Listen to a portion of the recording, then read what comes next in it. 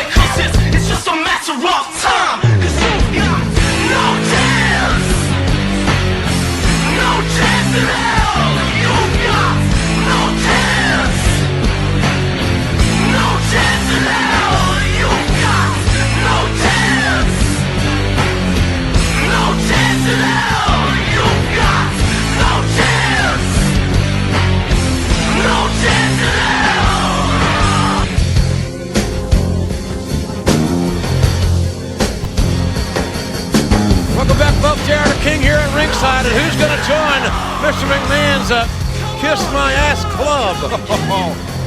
Well, we may find out right now. All right. Get your cameras ready. Oh, this is it. This is going to be a Kodak moment. I can't wait. Again, I'm still awaiting the arrival of Stone Cold Steve Austin. Where's he? However, to bide my time, perhaps now would be a time to find out just whom I have selected from the Alliance to give employment. To find out just whom I have selected to join the Vince McMahon Kiss My Ass Club. Oh, what a club. So with that in mind, please welcome William Regal. William Regal? Wow, William Regal. Pucker up and come on down. The former Alliance Commissioner. No tongue, please. Oh, God. Well, this would be, I can't imagine Regal being the kind of man that would, but you know, I don't know anymore. Well, he's fixing to make the entire United Kingdom proud. I think he's got some chips. Come on, Mr. Regal, chop, chop. Come on, chop, chop. We don't have all night. Yeah. Mr. Regal, let's get this over with. Confronted Vince and his wife, Linda, at Survivor Series in a somewhat unceremoniously. I assume, Mr. Regal, that you've been practicing puckering. Oh, yeah. In the locker room area. And you are here to seek employment. You are here to kiss Mr. McMahon's ass, right? Would you like me to make the ring or fix the lighting? I can carry your bags for you, fetch your coffee or something. What do you want? Fetch? No, you don't understand. I meant it when I said, if you want to be employed by the World Wrestling Federation, you must kiss my ass. Literally. Here.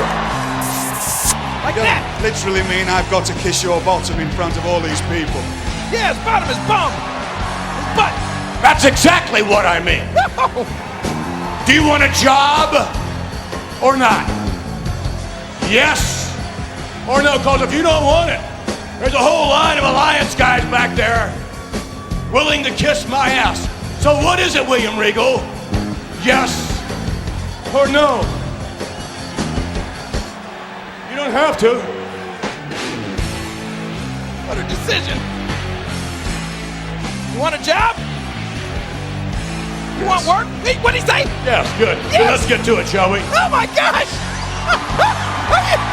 I can't believe this. Wait a minute now, wait. You think I'll take off his clothes? First of all, I'll take my jacket off. Oh. Whew. JR, you and the King will have to pardon me here for a minute. What are you gonna do, Vince? No, You may want to get on this side because it wouldn't be proper to be on that side. You may want to kind of get down here on your knees. You don't want to kiss the wrong side. Right over here. Right there. That's a good spot right there. Right there. Go ahead. It won't hurt. It doesn't hurt. He gets on the wrong side, he gets poked in the eye. Come on, get down there. All right, then. Pucker up. Man, I don't know, but... What do you mean you don't know? Oh, wait. It gets better than that. That's what I'm told. I knew it. Oh, no. He is not going to do that. Yes, this is going to be great. You do want to be employed, don't you? It's a good job, believe me. You want it, don't you? So, Are you ready? There it is. Look at that. Go ahead, kiss my ass. Oh. Wait a minute. Come yeah. on. Yeah. Pucker up. Don't you love sports Oh, entertainment? no, it gets better than that. No way. Oh, my God. Kiss it. Go ahead. It's a nice-looking ass. Vince.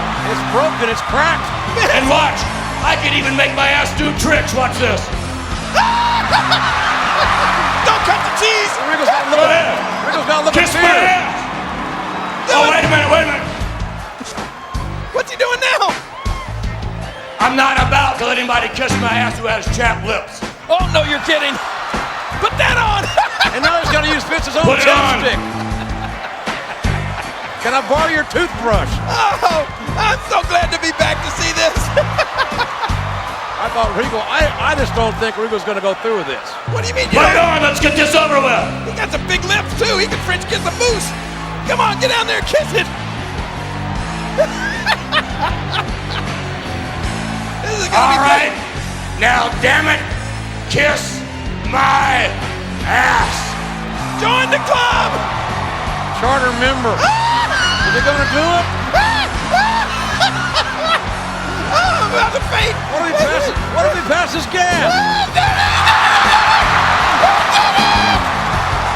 I don't believe it. This is the greatest moment in the history of the WWF. The dignified William Regal, after he sort of do ass kissing to keep his job. Oh my goodness! How is Regal going to look himself in the mirror? How's he going to look his tears in the face? How's he ever going to return to the United Kingdom?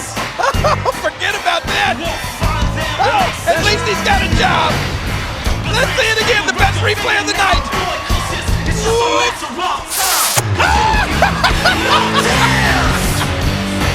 Oh, that was so good. And Regal trying to keep the proverbial stiff upper lip, if you know what I mean. He'll use a quarter Listerine tonight, won't he? I'm not the one that ruins everything that was accomplished by Stone Cold Steve Austin. You see, at Survivor Series, it means so much more than just the personalities that are involved. It's about ending what Vince McMahon has tried to accomplish. I sat there at that desk on Monday and I listened to Mick Foley. And I agreed with everything that Mick Foley had to say. That the WWF truly does suck. Don't boo me. Have you watched the television show lately? Vince McMahon has lost his mind. The man doesn't have it anymore. He's a has-been. His ideas are antiquated. His concepts are draconian. And Mick Foley was right. Because the WWF is imploding from within. Like every great empire, the WWF is imploding from within. Vince's loyal employees, like Stone Cold, left him. Like Mick Foley, want nothing to do with him. Vince's own children want him to burn in hell. And I don't blame him. Vince McMahon will see the WWF die this Sunday at Survivor Series. And he has no hope to save his precious company. Vince McMahon has the same chances of saving the WWF as he did of realizing his dream of starting a football league. Oh. Here we go. Vince McMahon is not going to wait for Paul Heyman to call him out. The owner has heard enough. On the one to JR, business is about to pick up. And look at that idiot Heyman. I'll tell you one thing right now. Vince McMahon is insistent on winning Sunday. A family legacy is at stake. 40 years, and Vince McMahon will be damned if his ungrateful children that pump his ass Paul Heyman are going to run him out of business.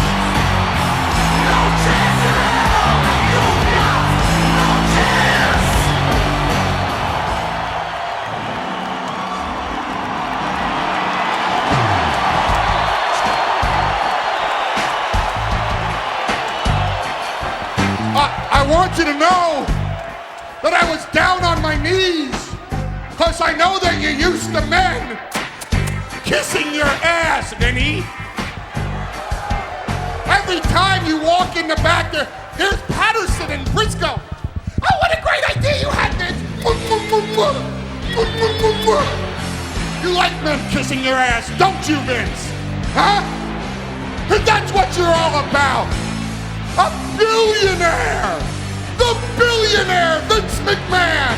The creator of sports entertainment! I've waited so long to see you face to face like this. I've waited so long to tell you to your face that I hate your stinking guts. But it's not just me. It's your children that hate your stinking guts, Vince. And at Survivor Series, your children are gonna do to you what I have waited my whole life to see somebody do to you, Vince. You are, so help me God, the most disgusting, vile son of a I've ever seen in my life.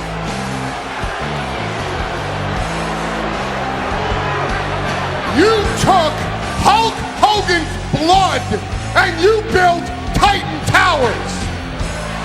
You stole Bret Hart's dream, and with that money, bought yourself an airplane with WWF all over it. You did that, and you know it, you son of a...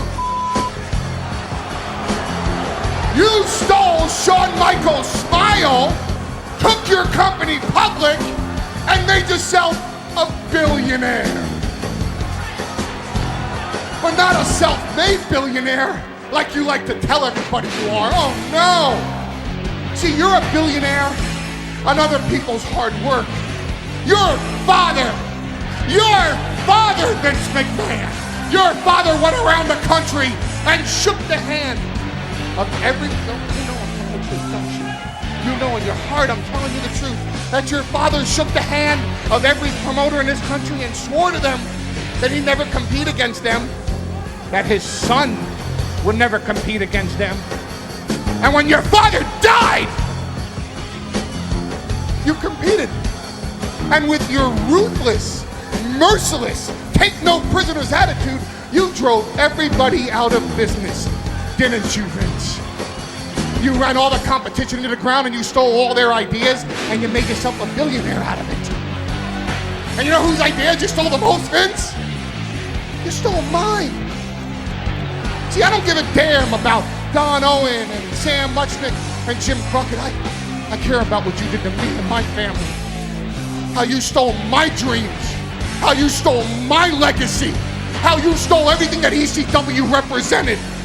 Because while Doink the Clown had a green hair and a rubber nose, Stone Cold Steve Austin was drinking his first beer in ECW, damn you.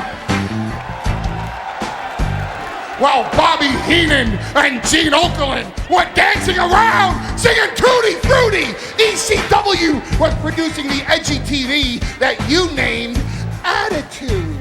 Oh, we got attitude. You got nothing, man. What you got is my ideas, and you stole my life, my money, my legacy. Screw you! Screw you and your family! I'll tell you something, your own children hate your guts, and on Sunday, Your children are gonna get even with you for everything that you stole from me, for everything that you stole from them. You flaunt your affairs in front of your wife. You flaunt your affairs in Playboy for your children to read. You.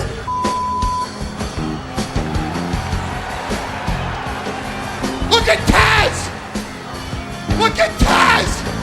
This man was a killer. He was a machine. He was a wrestler, a great wrestler, a real man. But wrestling's a dirty word to you, isn't it, Vince? Your father built a wrestling company, and you had to have sports entertainment. We had to have sports entertainment, ha ha ha. He was a wrestler. He was a great wrestler. He was a man. And now he's a fat, little, obnoxious colored commentator, and not even a good one. He is a sports entertainer. He is not a wrestler, because you made wrestling a dirty word. You made wrestling a dirty word, Vince. What kind of man are you? What kind of a man takes wrestling and makes it sports entertainment?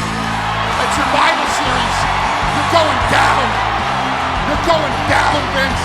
I promise you, you're going down, and I'm gonna watch it, and your children are gonna lift their leg standing over your grave, and we're gonna laugh. And you know what else I'm gonna do, Vince? I'm gonna rip their and there's not a damn thing you can do about it. I'm feeling good about this. Taz with a transmission on Heyman! Choke him out, Taz! Damn it, choke him out! The transmission locked in! Choke out that piece of crap! Teach him a damn lesson, Taz! Choke him out! Yeah!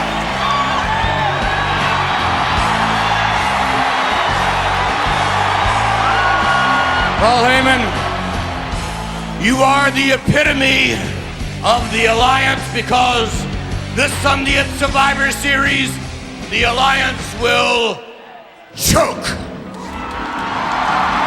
It couldn't have been said better. Paul Heyman got what he deserves. And now Taz is walking out. Is Taz walking out of the Alliance? Is Taz walking out of his career? Will Vince McMahon's words true? Will the Alliance choke on Sunday? Hello, I'm Homeboy Schiavone, and now the PWC, the Pro Wrestling Coalition, is on the air for the most exciting 2 hours of professional wrestling podcasting in the world. We're gonna put butts in seats and ears to the streets. And now, here are your hosts, Jimmy T and Christopher Ambs. Hello, everybody, and welcome to a very special PWC Extra with me, Christopher Ambs. That's AMBS, like lambs with no L or bullshit first thing in the morning. Oh, wait, before I get into who I'm doing this with, it's me! I'm back. Yes, you are hearing Christopher Ambs speaking into your ear holes. Hello, everybody. Hello. All right. With me is my my usually unusual co-host with the most from the Port Phillip Coast, your friend and mine, Jimmy T of the PWC. Jimmy, hello. Hey, everyone's applauding. Wow, can't believe it. Chris, I am just happy to be back, not just here on the PWC network, because it's been a long, long time, but also the fact that I'm with you. I can't believe you're back, dude, and it's, well, you're back, you're not back, but you're back for now, shall I say, you know what I mean? But the fact that we're doing a back show. For special occasions. Hopefully, you know, you got it out at the right time, though. I'm not going to lie, Chris, because me and Vet having to sift through all this AEW wreckage, I don't know if you know this, but myself and the Vet now do all of AEW, not just fucking, not just Collision, but now Dynamite, Rampage. It's all in one over at HMG. We have to do all of it, and it's a slog, bro. I'm not gonna lie. I bet, brother. All I've heard about wrestling over the last little bit here is like, wow, NXT's doing great, and oh man, it's really heating up on Raw and SmackDown, and fucking AEW is garbage. Like nothing. Dude, garbage. I don't know if you've seen all the syringes, cinder blocks, all sorts of shit that's been going on in AEW, but dude, they've lost the plot. I'm telling you now, they've totally lost the plot, but hey, that's TK and the boys, right? Man, I saw some lowlights, we'll call it, of their last pay-per-view there, and I just thought, like, okay, it's all wrong. First of all, it's wrong for the business, right? Because, all right, violence and like super violent moments are like a normal thing in professional wrestling. I get them. Right. And I would also say that a super violent like payoff was absolutely required for Swerve versus Hangman. No question. No question that it needed a lot of violence. That needed to be a fucking blood feud, like culmination. I get it. They had 4 other matches that had fucking weapons on that pay-per-view. 4. They had a thumbtacks in the coochie spot. For fuck's sake. And it was before that match, mind you. They actually had that before that match, which is dumb. That's what I'm saying. Like, if you're, first of all, here's the in my head I went, if you're gonna have a bunch of other weapon matches, but no, don't. You're not gonna have a bunch of other weapon matches on a fucking pay-per-view where that's the point of the pay-per-view. Your pay-per-view is being sold on your world title match. Was that the world title match? No, it was the Danielson. Or whatever, right, exactly. Okay, anyway, that's supposed to be your big match where there's going to be all kinds of weapons, and they're going to do cinder blocks, and like, again, the cinder block was used wrong even. The point of the cinder block is to smash the cinder block and have it go everywhere, right? Because it's the big spectacle of the boom, right? You want that from the crowd. Instead, it's like, here's this nothing cinder block, and what we're going to do is we're going to really drop each other on it. So there's nothing spectacular about the way that it looks, and it just hurts. Not just that, they use an actual real cinder block, which is even more bizarre. Not even a friggin' a prop one where it just explodes, right? So, dude, I just don't understand this company. It's gone haywire since the days of you and I watching it week in, week out. And you know what? Like, I've said this to you in the past, but I'll say it again. I've listened back to some of our real old shows, right? And they're funny as hell, dude. Like, I think we're way more, like, I'm still a prick, don't get me wrong, when it comes to talking AEW. But back then, we were pricks, bro. Like, if we hated something, we'd just laugh at it. Which is funny, which is great, though. I mean, that was some of the funniest shit that we did back then. But think of it. Back then, it seemed sort of, kind of bad. Not all bad, but kind of bad. Think about it now, dude. It's absolutely trash. Like, they were making simplistic mistakes back then. And I remember some of the major lowlights where I just went, these guys really don't know what the fuck they're doing, right? Remember that match when fucking Brian Cage had a match against Darby Allin? And, like, Brian Cage, they talked the entire time about how Brian Cage was 103 pounds heavier than Darby Allin. And they mentioned it 400 times.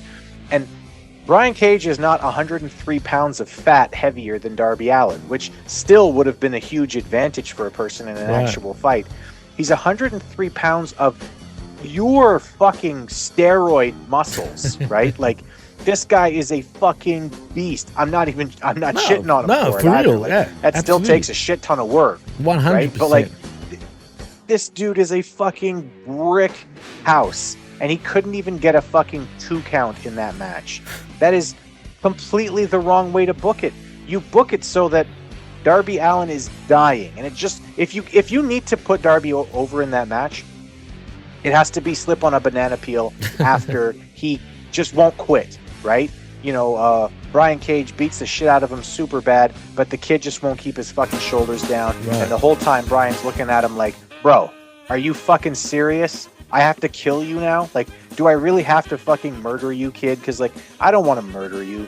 You know what I mean? You have a little moment of, like, that humanity for Brian Cage or something, right? Where Or you could go the other way, right? You could go the total opposite way where he's got him pinned 1, 2, picks his head up. No, I'm not done with this fucking guy. You're going to all watch while I beat the shit out of him some more. And you have him keep beating the shit out of the fucking kid. And then slip on a banana peel. Darby Allin gets the win. Sure, no problem. I can dig it. I still think it's stupid. I still think it's absolutely the wrong fucking booking decision. But at least you can make it make sense. And they just went, no, everything that Brian Cage hit him with, he kicks out at 1. And then he wins by physically overpowering. And it hasn't changed. And don't get me wrong, I'm a Darby fan, right? And he understands who he is as a wrestler by the way he uses his body. I can dig that, right? But yeah, like remember when we used to say years ago, Chris, and it's funny because we said it's kind of as a half-assed joke, even though we meant what we said, but you know, we didn't think technically this was going to be an actual thing. But I'm telling you, we were the first people to say that if you're under a particular height and a certain weight, you're a jobber. Now, everybody runs with that. Everybody. But I'm telling you, you and I were the first people on the skirmish to actually say that before anybody. You're over 6'1". If you're over 6'1" and over 240 pounds, bang, you're going to lose every fucking match in AEW. Facts. 100%. How else do you explain the way they book a guy like fucking Lance Archer even? Let's not even go as far as Miro and Wardlow and fucking Powerhouse Hobbs and all of the other super talented young guys they got there. I'm not exaggerating when I say that Lance Archer could legitimately be your monster for like a real serious fucking wrestling program. He's good. Absolutely. He's got a look that makes him menacing. He's this big, tall, muscular dude. He moves decently well. He probably would need to cut out the fucking, like, moonsaults because, you know, he fucks himself up more than he fucks anybody else up when he pulls those. So no more moonsaults. But that guy could legitimately be your monster for a wrestling program and do a good job at it. Yep. No, instead we'll just have him lose matches to Darby Allin and fucking Jungle Boy and whatever the fuck else they've done with him. The scapegoat. Oh, and just quite before we move on to what we're really here for, MVP now is going to be behind Swerve. Seems like Nana's on the out. That. Yeah, crazy. That seems funny, and I don't know what happens to Nana now, but I haven't watched Dynamite yet, but I have to obviously because of that wreckage every week. But yeah, man. Here's my only problem with it. Here's my only problem with MVP doing this. I haven't seen anything other than like a picture of MVP on stage with Nana. Here's my only problem with it. You have a guy who has completely built his entire career on what he did in WWE. I know he spent some time in Impact. He was good in Impact, and I actually think that his entrance theme in Impact was fucking great. Like that was one of the best entrance themes I've ever heard. But he built his career over in the other company. You have him come in, and on night one, he takes over, and he just sends the guy who was, you know, your manager, the manager in your company for one of your top guys, and you just have him go, yeah, get the fuck out of here. I'm doing it now. It makes your company look even more B-show than it already is. And that's exactly the issue with AEW. Always. They can start a program, but don't know how to go in the middle of one or how to end one. They just don't know how to do it, dude. They really don't. They have no idea.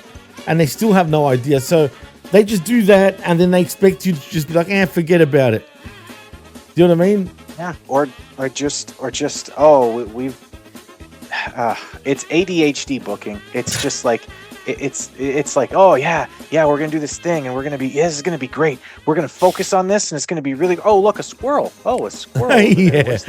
What's that squirrel doing? I want to talk about the squirrel now. Can we? Perfect. Let's suplex the squirrel. Yeah, it's so true, man. They've got the ADHD is perfect, bro. They've got attention deficit disorder, dude. Like literally. I will never forget that fucking episode of Winter is Coming. Oh yeah. When fucking. So first of all, you had the Sting come out, right? And Stinger looked fucking awesome, right? And he looked menacing, and it looked like you could really do this thing with Sting, where he just showed up, and like he could just be like this guarding, avenging angel over on top of AEW, right? You don't see him for weeks.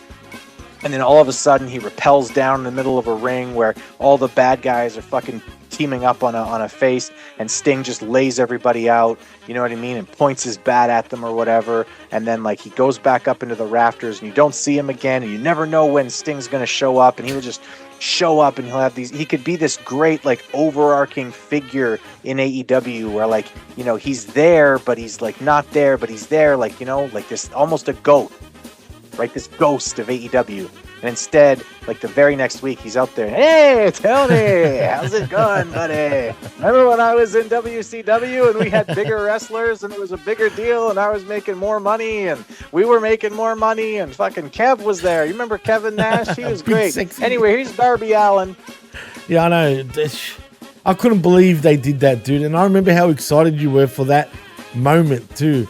Only for them to totally screw it up, man. And boy, did they not even wait friggin' a week to do it, man. That's what's bizarre.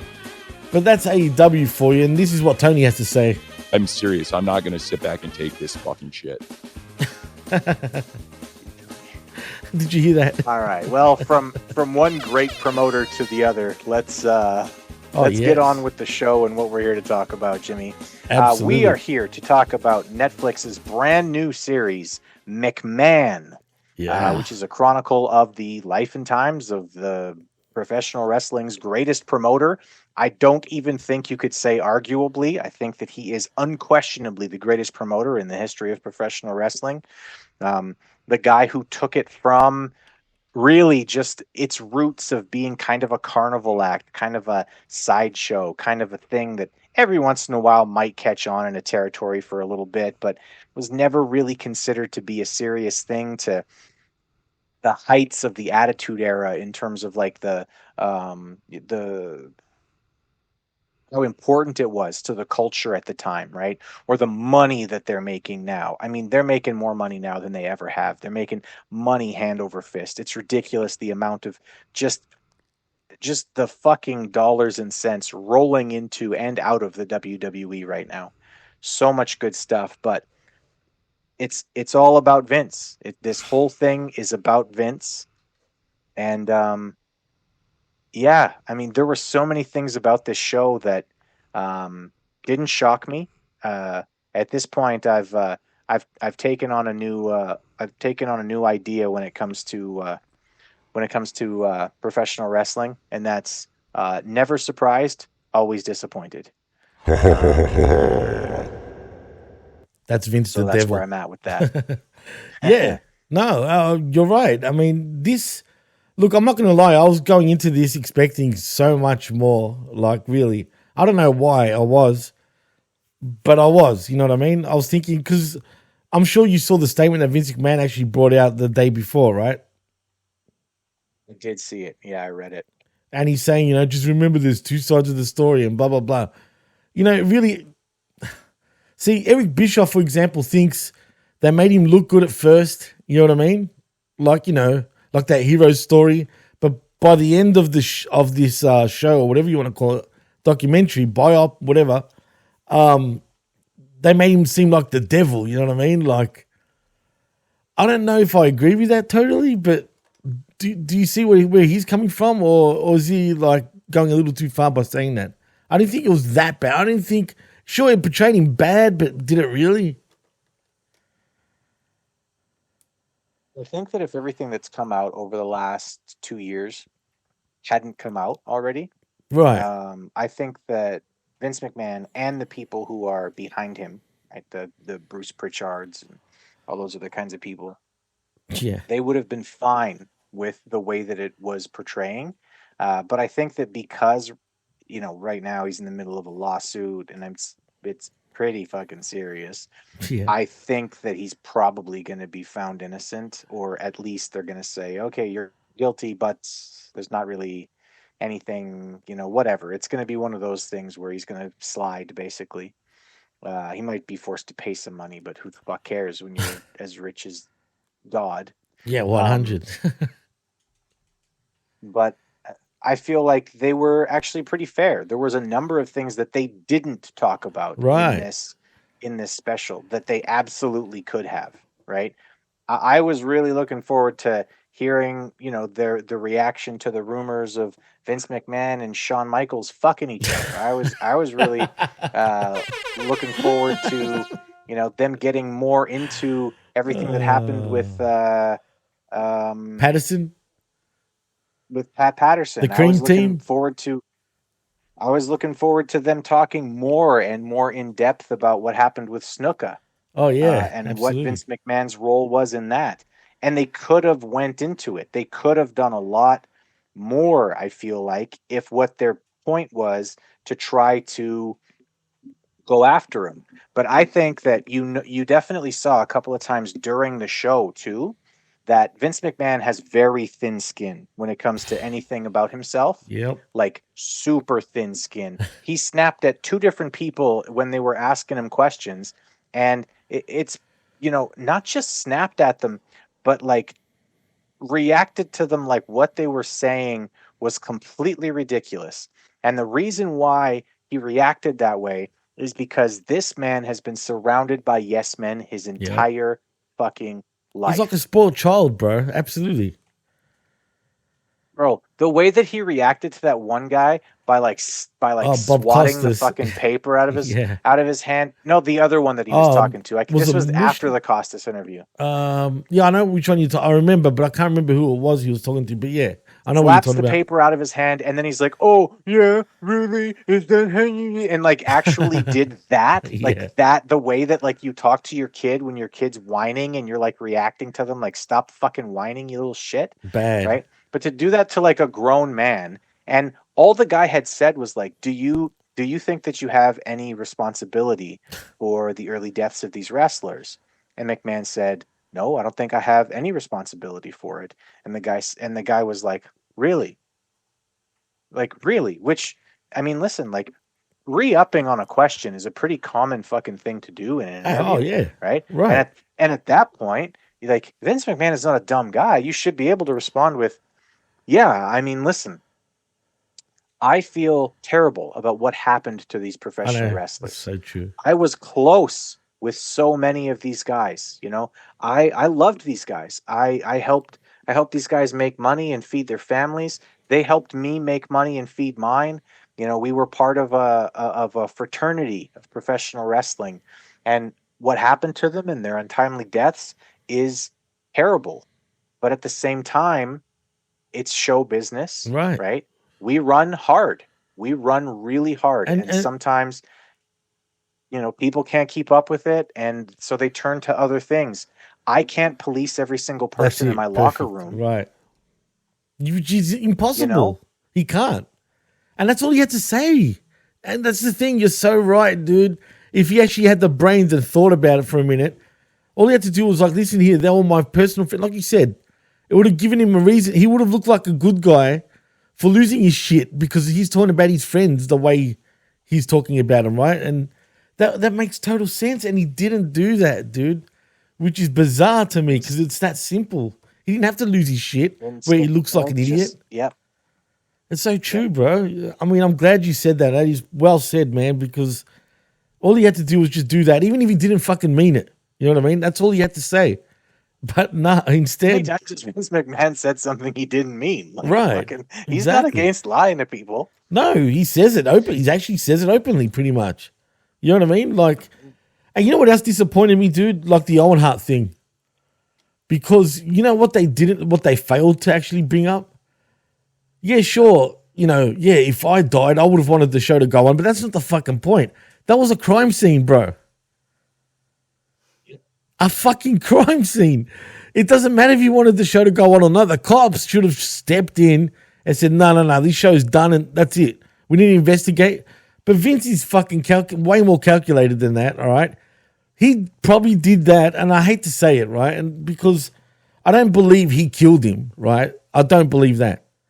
I don't either. But at the same time, I believe he decided for the show to go on the basis of, screwing up the crime scene so he can't get anything against him. Do you know what I mean? Which is smart in a fucked up way, right? You do that and you're pretty much off the hook because what are they going to do after that? What are they investigating? Everyone's been all over that spot. It's been compromised. You know what I mean? But they didn't mention that. They failed to mention that at all. None of that. No sympathy really whatsoever with that. You know, he blamed the other guy. He's saying he was trying to make him a star. I don't buy that totally. You made him the Blue Blazer. Why? The fact that Brett calls him out on it, right? First of all, okay, yes, I understand. I'm Canadian. Everybody who knows me knows I'm a big Brett guy. I love Brett. But so Brett calls him out on it. It's like, I really feel like he made him the Blue Blazer as a way to get back at me about stuff, right? And then everybody's going, oh, Bret Hart really thinks highly of himself, that he's thinking that he did that well for that reason. Okay, go back and watch when fucking Owen comes out of the crowd. Go back and watch how the fucking reaction is to him, okay? He could have been superstar at that point. He could have been a fucking nova of popularity, even in the WWF. Yep. Even after, especially after what happened with his brother. They could have done so much. They could have made money with Owen Hart in the WWF at that moment, and instead they made him the Blue Blazer. If you think that wasn't some conniving fucking bullshit from Vince McMahon, I've got a bridge to sell you, honestly.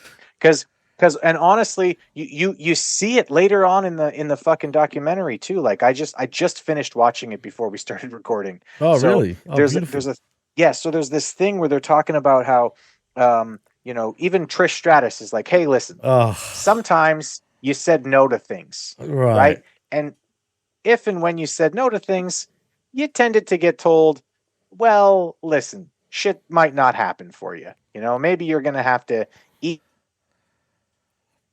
some shit and learn to like the taste, as they say, right?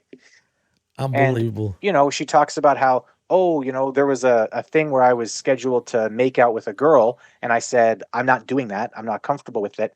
And then the next week, I lost the WWE Women's title. And she's like, did that probably have something to do with it? Yes, it did. There's no ifs or buts about it, bro. Yeah, and Massaro, there was a thing from Massaro's lawyer afterwards saying that she had been approached about giving sexual favors. And when she said no, she was then put in a bunch of situations where she felt that the WWE was purposely putting her in storylines to try to bring her value down as a performer. Yeah, there's no doubt about it, Chris. That's where the lines get blurred. Do you remember that scene where they showed McMahon losing his shit at Mazzaro? And she started crying? Are you telling me that wasn't as real? Yeah, I mean, how real did that come across, dude? It felt like a guy who was pissed off that a girl wasn't going to fucking suck his cock. I'm telling you, bro. Came across us. Yeah. I'm telling you, and this is where he blurs the lines between what's real and what's not. Even the Kiss My Ass Club, bro. You telling me there's not some sort of truth to that? Look at all the people that kissed his backside, bro. Think about JR, Shawn Michaels. Come on, man. You know what I mean? William Regal, and we know his history too. He just got his job back after, being a heroin junkie for years and years and years. You want your job back? You kiss my butt. You know what I mean? Simple as that. Kiss my ass, pal.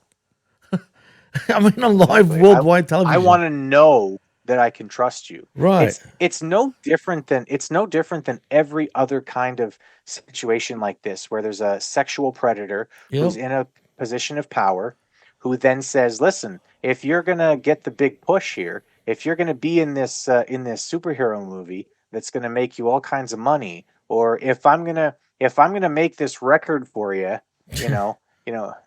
bad boy. I said bad boy for absolutely no reason. It's just in my mind right I know now. who you're referencing to. Don't worry. Have you heard Yeah. the audio of that, by the way? It's so disturbing. Disgusting, bro. Slap, all I slap, know slap, is Tupac slap. was right. Tupac was right. That's all. That was man. I've got images, fuck bro. Bad Boy as a staff record label and as a motherfucking crew. And if you're down with Bad Boy, and if you want to be down with Bad Boy, then fuck you too. Sorry, but Meek Mill, whoever's a Meek fucking fan, please. Just that's all I'm saying, man. He was getting his butt backed. I mean, does Meek Mill actually have fans? Probably not. But still, yeah, fuck that ass. N-word. That's what I was hearing, bro. Oh, disturbing. I'm so glad that Game dissed that motherfucker. Anyway, yeah. Fuck like him. so to sort of like come with like a full circle here on your first question there. Do I think that it was really a hit piece? No, because I think they could have went way fucking harder if that was the point of this. Yeah. I think that they were trying to show like the actual story of Vince McMahon. And I think that some of it is really fucking negative. Oh. And I think that to the people who want to kiss his ass, the people who still think of him as being a meal ticket, still think, oh, but he's going to get back in and I'm going to get mine back again like a fucking Bruce Pritchard. I think that those guys are they're attached at the hip. They're never going to be okay with anything negative being said about Vince unless Vince says it's okay. If Vince wouldn't have said that, if Vince would have told Bruce, yeah, I really feel like they're going to do a good job here, Bruce, go ahead and give them the thumbs up and tell them, he would have said shit. He would have said, yeah, no, great job, guys. Good job. I'm happy with it. Everything's fantastic. 100%. But Bruce Pritchard is just one of these fucking guys who's just going to say yes about Vince McMahon for the rest of eternity, and that's going to be it. That's the whole fucking thing. That's the sad part, man. That's the sad part, and you're right. But Chris, no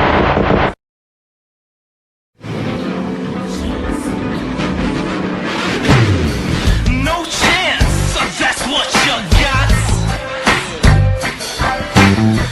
Up against a machine too strong. Pretty politicians buying souls for run song puppets. Won't find their place in line. But I am straight around your finger now, boy, 'cause it's just a matter of time. 'Cause you've got. He's not the one that I'm interested in. That's reassuring. You're welcome. You know, Trish has a lot in common with some of the starlets in Hollywood, when you think about it. A lot of the starlets have a beautiful blonde mane, heaving beautiful breasts, and they would do anything for stardom.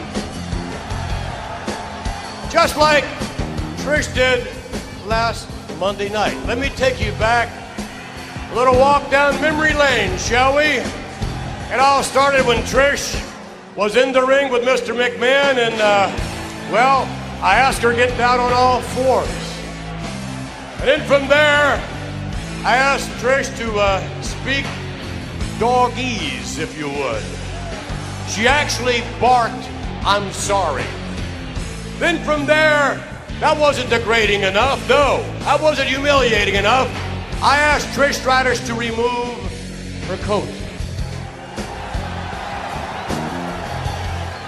And I must say, I felt like you were a little reluctant to do that. And then from there, I asked Trish to remove her blouse.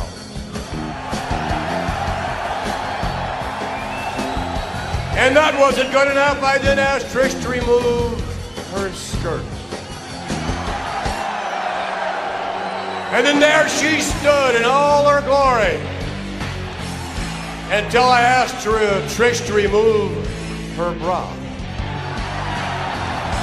And did she ever? And that was quite far enough as I gallantly, as the gentleman that I am, removed my jacket and put it around the beautiful, voluptuous shoulders of Trish. Now then, Trish, just for the record, I didn't force you to do any of those things last Monday, did I? Like I said on Monday, you have no idea how far I would degrade myself for the right cause. I would do anything for you, Mr. McMahon. Oh, really? Well, the nice difference between the World Wrestling Federation Entertainment and Hollywood. You see, Hollywood hides behind the camera. Everything we do live in front of 15, 20,000 people.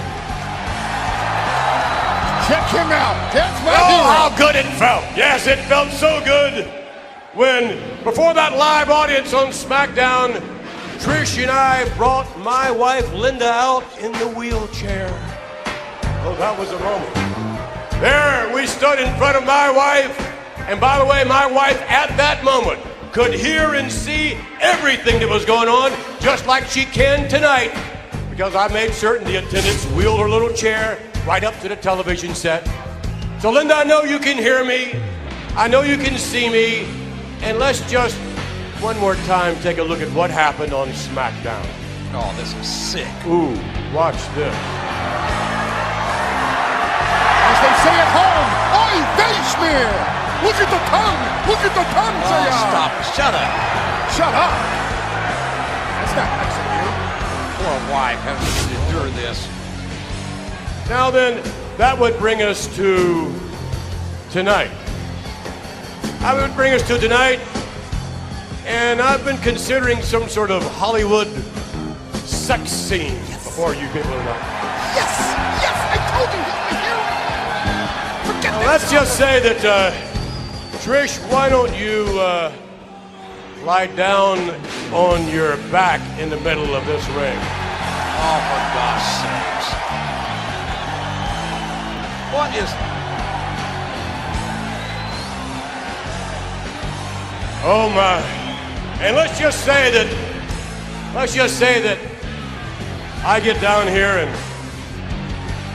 and I sort of lie right here next to you, Trish. Poor Linda McMahon is having to watch this. Poor Linda McMahon does not deserve this. Well, in that case, hang on just a second, because this is too good. He's getting giddy. This is way too good. Trish has a wonderful idea, but quite frankly, it's too good for all of you people to see. So close your eyes and let me watch. Yeah, you see, this is way too good. So Trish and I are going to go back to the privacy of my locker room. No. And we're going to enjoy ourselves, and we certainly hope you do for the rest of the evening. Oh, wait. There is just one other thing. I did promise you an announcement as it relates to my wife, Linda. You see, my wife, Linda, she's, well, cut my music. Cut my music. I'm not finished yet, damn it. I'm not finished. Cut my music. Well, straight up the music cue. Someone's gonna get fired. Cut my damn music. Cut it out. Blame me. Hey, wait a minute! They're on Shane McMahon! Vince's son Shane! Vince's son Shane! Shane McMahon is here! And Vince McMahon, look at the look in Vince's face! Look at the look in Shane's face! The prodigal son has returned! Oh, for the love of God! What's going to happen here? For the love of God! For the love of his mother! Is this going to be an explosion or a reunion? What's going to happen here? Shane McMahon has had to endure the hell this mother has been put through by Shane's father. Wait a minute. I know we haven't seen each other a great deal in the last several months. I want you to think about why you're out here. I want you to collect your thoughts and calm down. You are my son, Shane. You calm down.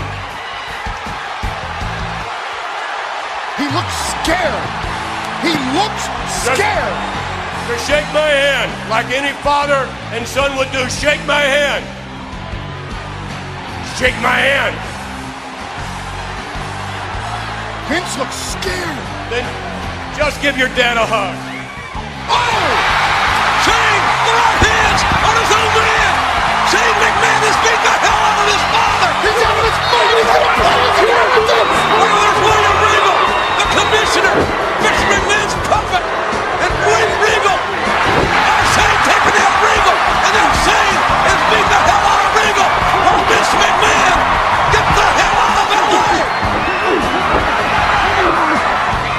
Shane nailed his own father, and then Shane giving taste to his dad.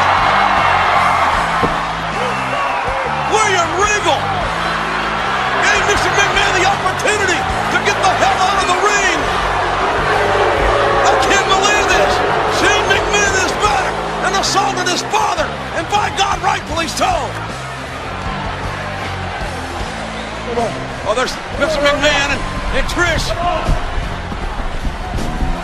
McMahon's running out of here like a scalded dog. In my life. Alrighty, and we're back.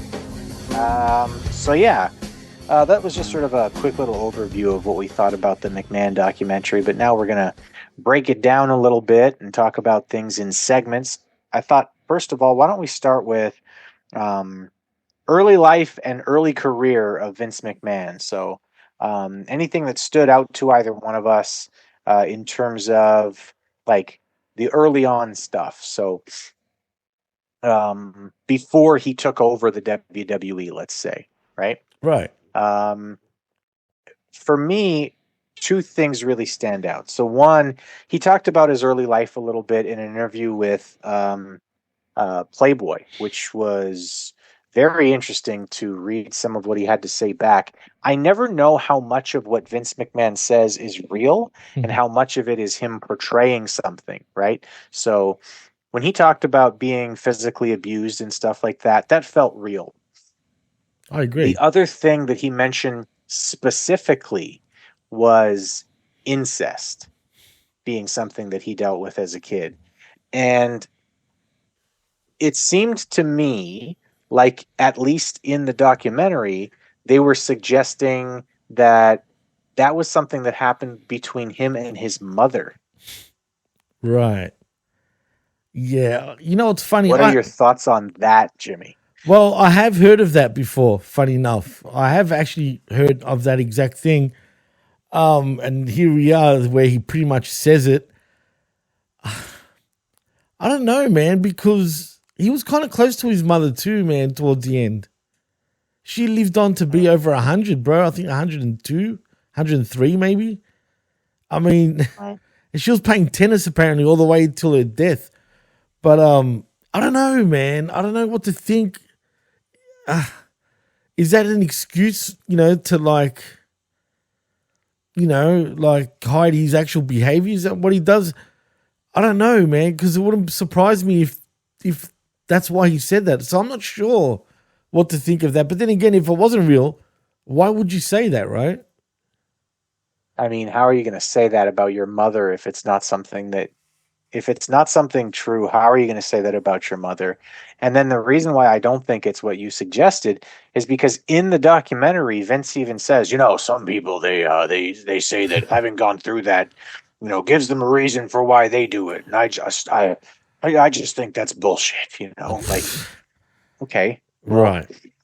So then that's not the reason why you're a lecherous, degenerate motherfucker. It's something else. All right. I mean, cool. You're telling on yourself, Vince, but okay. Self-snitching, like hard. You're snitching on yourself, bruh. And that's the thing, man. Like, he says a lot of things. Look, something has gone down with him growing up. That's for sure. I do believe his stepfather used to abuse him. No doubt about it. You know what I mean? Sexually, I don't think so. I don't think there was anything like that happening. I mean, he didn't say so. As far as his mother goes, though, if that is really true, it's disturbing, shall we say.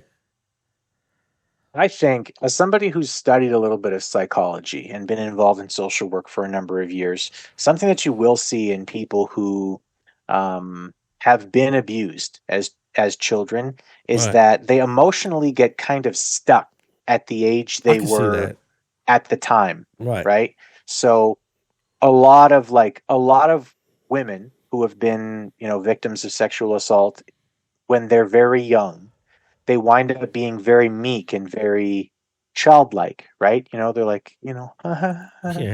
Right? And they're timid almost, the same way that like a 9-year-old or a 10-year-old is in real life when they're talked to by adults. Vince McMahon has always come across as somebody who's stuck at like that adolescent preteen emotional level. Do you know what I mean?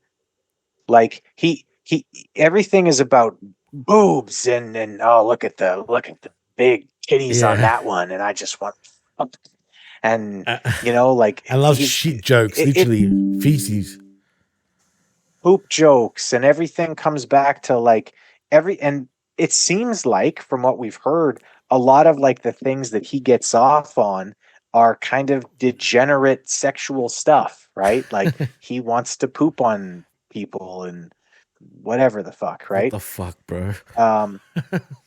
And you know, there was those like fucking text messages back and forth where he's saying like, I own you and I get to tell you who you're gonna fuck and like whatever. Like that shit, when I was like 14, I could probably have like really like, you know, really loved some of that shit. Yeah, you know, because which it's is a power normal. fantasy, Right? You know what I mean? yeah, and it's a thing about power at that point, right? Because you're naturally inclined to like want to show that you're the dominant. You know No what I doubt. mean? Like you're Absolutely. you're the alpha, right? And that's a natural inclination for young men. As you get older, right, you start to realize that shit just makes you look like a fucking idiot, right? I mean, seriously, it does, man.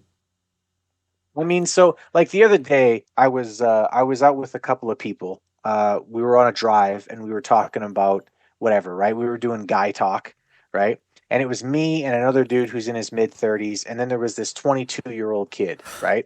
And he was driving, and he was being like that, and he was like, oh yeah, 69's are great, and blah blah blah, and going on about 69. And me and this other dude who's like in his mid-30s, shout out to Deshaun. If you're listening, I'll be fucking shocked, but what's up, Day? But anyway, we looked at each other and we were just like, that's how you know he's a kid. That's how you know he's still a kid. Because you become an adult and it's like a 69 is like something to fuck around with. I know, right? man. It's Come not. on. That's not really what you want, right? Like No. you want head. You don't want a to get your 69, girl bro. off, and you No. want to fuck. Yeah, right? man. Why Like, would you want to fucking that's 69? it. Let's be real, man. Come on, anybody. Why? Come on. If you're an adult, you're not like, you might 69 for like to fuck around one time or whatever. That's it. Yeah, Like, if you're not- you have your that's boys not and what your you're boys doing every day. and your boys are daring you kind of thing, you know what I mean? And you're kind of doing it in front of them, but not really. Like they're like hiding in a wardrobe or some shit while you're like, you know what I mean? Just to pop the boys, like type of shit. Yeah. You know what I mean? But Yeah. still, no. It's childish. Right, exactly. But that's what Vince McMahon has always come across to me. So the idea that maybe he was sexually abused when he was a young man, it tracks. That really does track with like the way that he comes across in life. Yeah, no, that's Like interesting. he's stuck at that preteen adolescence. My balls dropped, but I don't really know what to do with it yet. That's where he's always sort of come across to me. And he's kind of said that, not in those words, obviously, but if, you know, when you watch it, he kind of alludes to, like, you know, he's sort of stuck at a time, not in those words though, but like he's sort of thinks of himself at a certain thing. Like to him, it's like he doesn't believe he's going to die. Not that he said that, but it literally feels like, you know, he's never going to die. I mean, and, you know, I'll take my hat off to him in that sense because what surprised me, he was still pretty witty, man. Like he didn't come across. He's still Vince McMahon. Yeah, no, absolutely. Look, he's lost that gruntness and rah, you know, just looking at him, he doesn't have the flames per se burning behind him like he used to, if you know what I mean. But he's still very much that Vince McMahon also. But you're right, he's stuck, man. He's stuck at a time, you know, I get it. He's a billionaire. He doesn't need to change for nobody. What I do found interesting, though, was how he says he's nothing like the character Mr. McMahon. But everybody else is saying the complete opposite. That is Vince McMahon. The character and the person is the exact same person. I find that kind of funny. Hollywood Hogan said he's the exact same fucking person. And I mean, Hulk Hogan is a liar. Right, I don't that's trust true. anything that comes That's out of true. that guy's mouth. But even Steve Austin was like, yeah, they're pretty close. Even Bruce Pritchard said, and he said it in these words, right? He said, he's going to tell you differently, but that is the same Vince McMahon. Like, he'll tell you otherwise, but I'm telling you now, it's pretty much the same man. Even Heyman, like all of them, dude, they all pretty much said, no, he's the same guy, but he's in denial. When they told him how everybody else felt, he was like, oh, you know, kind of scoffed. Like, I'm going to fuck you all up soon. Don't worry about that type of deal. But you know what I found interesting too? The way they portrayed Hogan. They portrayed him like a rat, but at the same time, a hero to Vince. Yeah, I mean, and there's something to that too, you know? Like, it actually, I don't like Hulk Hogan. You're very rarely going to hear me say a nice thing about Hulk Hogan. So go ahead and hit record if you ever want to hear me say anything nice about Hulk Hogan. I'm going to say it right now. It does take some balls to go up there on a witness stand. Dude. When the government wants you to finger a guy, and okay, let's not maybe use that terminology with Vince McMahon, but we just did. Take that.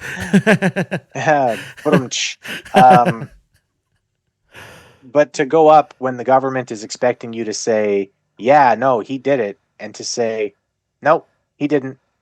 He didn't tell me to do it. I took steroids, but it was because I thought it was the best thing to do to take steroids. It wasn't because Vince McMahon was telling me to or selling them to me. Yeah, but you know what else was that takes some balls. You know what else was more ballsy though? When he cut a deal, the feds used him as a star witness, right? To fuck Vince up, right? And smart again. He's good politically. I mean, I guess it worked even with the feds, not just in wrestling, but with the feds. He tricked them, bro. He goes, all right, I'll do it, right? I'll testify against Vince as long as I got immunity, right? So they're like, all right, we'll give you immunity. But the thing is, they never said, like, you've got immunity if you say this. They just said, you've got immunity if you're the star witness, right? So what does he do? Yeah. He says, no, Vince never told me to fucking, to take steroids or anything like that. And he, on that alone, got Vince off. You know what I mean? Like, that won him the case. So he's embedded to Hogan at the same time, bro. If it wasn't for Hogan, he would have been fucked. But talk about balls. That's balls. He got immunity. Imagine how the feds would have felt, dude. Yeah. They would have wanted to fuck him right up. Like, right up, bro. That's Hulk Hogan. Never work a worker. You can't work a worker.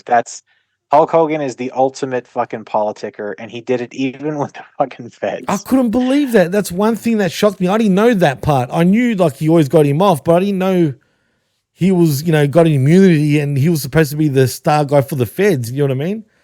But what's even funnier, dude, Mushnick, who's always had a problem with WWE and Vince McMahon forever, right? He was a fucking federal fucking plant, bro. Yeah, he was a federal witness. Yeah, that was which a federal informant. Yeah, which means he was writing those fucking articles really on behalf of fucking the FBI. Probably told him to write all this shit so they could fuck him up. You know what I mean? Like 100%, bro. Like, which is something that blew my mind. I'm like, wow, he's a fucking rat. Like, this motherfucker's a rat. Well, like, legit rat. Yeah. And I mean, the thing is that, like, Muchnick, I listen, I can sympathize with somebody being like, hey, listen, like, I uncovered all this stuff, and how come nobody wants to fucking hear about it? Look at all this amazing stuff that I uncovered. Nobody cares, and blah, blah, blah. And I understand where he's coming from, because it is a bunch of bullshit, and it is some shit that people should have to fucking answer for. But at the same time, he's going, oh, but nobody cares because it's the WWE. Brother, let me tell you, if you uncovered the same fucking thing about the NFL, it would not impact the NFL's rating one iota. Not one bit. If somebody came out right now and was like, oh yeah, Roger Goodell likes to fuck small boys, everybody would be like, well, that sucks. When's the Bears game? I don't give a shit. That's exactly how people would fucking react, because it's true, man. Although people like to fucking yell about it, adults can generally separate an artist from their art. Yep. Right? This is an argument that we've had before about, like, not an argument, but this is something that we've had a conversation about before when it comes to Chris Benoit, right? Right. I can still watch Chris Benoit matches. Me too. And I fucking love Chris Benoit matches. I still think, holy shit, this guy was fucking good, man. Wow, was this guy good at this? Dude, if O.J. Simpson can still be in the NFL Hall of Fame, right? I hate to say it, and I'm not trying to get heat, but I'm just stating facts. If he can still be in the Hall of Fame, why can't Benoit be? There's an argument. There's an argument to be made for it. And even if not, I just hate when people are like, oh, yeah, you shouldn't even watch Chris Benoit matches anymore. It's like, no, you can separate the artist from his art. Absolutely, you can. Yeah, it sucks, what he did and whatnot, but fuck, man. There's still a lot more to that case. I'm not saying he didn't do it, but There's a lot of things that are not answered. Well, they properly. got into it. They Right, got yeah. into it in the fucking Crazy in the show, and I thought it was great. You know, with Nowinski, talking about what they found on Chris Benoit's brain. The expert who had they said that he had examined over 800 brains, and Chris Benoit's was the most deteriorated that he had looked at. Yep, facts, dude. And you know what else? What blew my mind? Stone Cold saying that he doesn't believe in CTE in pro wrestling. You're a fucking idiot, Stone Cold. No offense. But you're a fucking idiot. Yeah. That to me comes across as I'm going to tell you a funny story about my great grandmother. So my great grandmother, you've got to remember the world she came from, right? Literally came from horse and buggy. That's what she grew up with. There was horse and buggy. You still had to use oil for your lanterns. Damn. To read. That's old to school. have any light in your house. Right. She's that old. She lived right up until I think it was like 1966 or 1968 or whatever when the moon landing happened. No, it was in the 60s, right? Yeah, and my grandpa said that she started to get kind of fucking crazy. And it wasn't that she had dementia. It was that she had seen the world change so much that part of her brain just went, no, just couldn't take it. Right. I'm not doing this anymore. I can't continue to evolve at this point. Wow. So when he told her, oh, like, Grandma, isn't it great that they put a man on the moon? She would just laugh and go, oh, there's always been a man in the moon, sweetie. Ha ha ha ha. She might not be wrong though. Or she'd watch the news, right? And Walter Cronkite would say, and that's the way it was. Good evening, America. And she'd go, good evening. At the end of every fucking night, she would be talking back to the man in the box. She insisted on crossing her legs and having a blanket over her legs when she was watching television because she didn't want the man in the box to look up her skirt. No shit. Wow. So this kind of, I just don't believe in CTE. When people say shit like that, in spite of the the avalanche of actual evidence, to me, it's not so much a person going, I just don't think I believe it because I've done my research and I really don't think. Like, listen, man, we're friends with a bunch of motherfuckers who don't believe in shit, right? Like, just straight up are like, nah, this was bullshit. Absolutely. Right? We're buddies with the fucking conspiracy horse. Yeah. Right? So yeah. And I'm with that, right? I'm with somebody being like, no, listen, here's the research I've done. Here's why I don't believe it. And it's because of all these different things. But when you just have an old dude going, yeah, I just don't believe in that newfangled nonsense no more. Yeah, and because and there's no reason, just because, you know what I mean? Yeah, because I just don't. Because I just never believed in that. You're like, okay. And I think Undertaker felt the same way too, if I remember correctly. I could be wrong on that though, so don't quote me. I think maybe he was thinking that, and then he got concussed majorly at WrestleMania 30, and then was like, "No, I don't remember anything." And then to hear that was a weird fucking moment. You hear Undertaker telling the story about being concussed so bad that he couldn't remember anything. But Vince, though, and then the split screen with Vince going, "I just think that it was such a big moment, and he couldn't take the moment." I believe Vince on that, man, 100%. You know why? Did you see at the end of the match between him and Lesnar, the way he walked off, looked angry? That didn't look concussion to me. You know what I mean? Not that I thought about it. I don't know. I've seen people with concussions before get upset with themselves. I've seen people who have been knocked unconscious. Yeah, I've never been knocked out, but I've had a concussion that I went to the doctor. You see that all the time in boxing. Right. If you're around people after a fight in boxing, if they lost by knockout, they're in a bad fucking mood, though. They're angry. Right. As they should be. I would be. Fuck.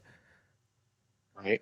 And even like the guy like Nowinski was talking about how one of the things that happens when you have concussions is that you don't have the same emotional regulation.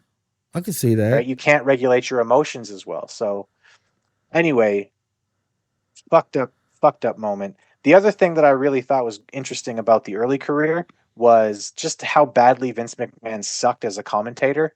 Was he really that bad though? At the start he was. Oh my I enjoyed him God. later on though, in the 90s, late 80s, 90s. Never did he ever do anything that I thought he was good on commentary. Always came across as just a fucking aggravating idiot. That's probably why oh my God. This is probably exactly why I hate Michael Cole, is because he reminds me of early Vince McMahon commentary. Just terrible. Yeah, look, Cole was never that great. Like, he wasn't bad, but he wasn't great, right? But I think now people are just used to him, where, you know, they appreciate him now, if that makes sense. And Cole hasn't really changed. He's still Cole, but he's become the voice of WWE, really. So you just kind of like, you're used to it. Do you know what I mean? It's a matter of sometimes you just have to respect the longevity. Oh, like, even if you don't like absolutely. a guy, even if you're not, you know, like Dan Marino, he never won a Super Bowl. The football player right? for the Miami Dolphins, you talking about? Yeah, he never won the Super Bowl, right? He never won He never one? brought Not that one? to Miami. I don't think so. I could be Shit. wrong. I'm Canadian. Anyway, there's guys Look at in the hockey that are the excuse same he way. All right, we'll go with Jeremy Roenick, right? 'Cause Hey, 'cause I used know to what love the him, fuck bro. I'm talking about with JR. Jeremy Blackhawks Roenick, legend, great bro. hockey player, Yeah, absolute fucking legend. Never won the cup. true, right? man. But you respect him anyway, right? Because he just had such a lengthy career. He fought and played, and he was so Dude, he used to score a lot of goals, bro. Yeah, right. But he never won a cup. That's true, man. Even on that strong Blackhawks teams back in the 90s, bro, with Chris Chalios as well. Like, yeah, what the fuck, bro? Like, didn't he go to the Red Wings too at one stage? I can't remember where all JR played. I know that he played for the San Jose Sharks Oh, toward yeah, the end of his yeah, career, and that's was right. terrible. Yeah, but he was done, bro, by that point. You know what I mean? But Jeremy Roenick, no shit, and Chris Chalios is the reason why I got into hockey in the first place. I kid you not. Them two is why I go for the Blackhawks, bro. No shit. That's funny. Old school fan, eh? Fun little fact right there. Yeah, dude, you'd be surprised. Like, I'm not into hockey like you are, obviously. But for an Australian, I think I know quite a fair bit over the years, man. Only because I get into it at times and I go in and out of it. I'm willing to bet that's accurate. For Yeah, no sure. shit, bro. In comparison It's to the other truth. Australians, you're probably relatively Canadian for an Australian. Oh, thank you. I appreciate that. Hey, can I say hey now? Is that? Hey. No, but that's interesting. Well, I that find you brought it myself up. hamming that up so much now with my new job, like because I work at the how is it border. actually? It's awesome, but I just find myself hamming up that Canadian shit all the time when there's somebody coming in from the States. Oh, I'm bro, always do like, you really? Yeah, I'm always like, hey, you guys have a good hunt now, eh? It's just, oh my god, I love it. I love Excuse seeing me. their stupid little redneck faces react with such big smiles, and they're like, oh my god. But they that's also so get annoyed cute. if you keep doing it. Like, even when I do it to the Americans, where I'll be like, "G'day, mate, how are you, dude?" And they'll be like, "All right, can you shut the fuck up?" Like Ray, Vet, you know how many people I've done that to, and they're like, "Oh, stop, please, right? Stop doing it." I'm like, "What, mate? What's the problem?" You know what I mean? They hate it. So if you keep overdoing it, like when you overly do it, right? I swear, at first it's funny to them, but then it's like, all right, stop. I know you don't talk like that. Don't talk like that. That's why I laugh with you. If you put on that full-blown Canadian accent, because really for a Canadian, like I can tell you're Canadian, don't get me wrong, but like you're not like you just normally. It's not strong. Like it's not like, see, I feel like Chris Whelan, for example, who's from Wisconsin, has got like a stronger Canadian accent, even though it's the region, and I get it, right? You know, up the top of the US, they all got sort of like a Canadian twang. But he's like, I know, eh? Like he talks like that, dude. And it's like, what the fuck? How do you talk like that? No, I've had conversations with Chris, and you're right. He does have kind of a. He's got that. He's got that Minnesota nice accent. It's funny. It buzzes me out, All dude. right. I'll never forget one more thing. When the three of us are doing the show, and I'm like, why does he sound more Canadian than you, who is a Canadian? I'm like, what the fuck's going on? Oh, it blows my mind. Oh boy! Shout out to Chris. Shout outs to Chris Winland. What's up? I know. All right. So, yeah, was there anything else about the Vince McMahon documentary that was surprising to you? Like something that you heard during this and thought, "Oh wow, I didn't know that," or Well, that you were surprised that they went in and touched about? well, the Mushnik being an FBI informant was the one that I didn't know about. I didn't know he was like an informant, and he admitted it. The fact that Vince McMahon admitted to taking steroids should tell you who was really guilty during those steroid trials. I mean, he pretty much admitted it, did he not?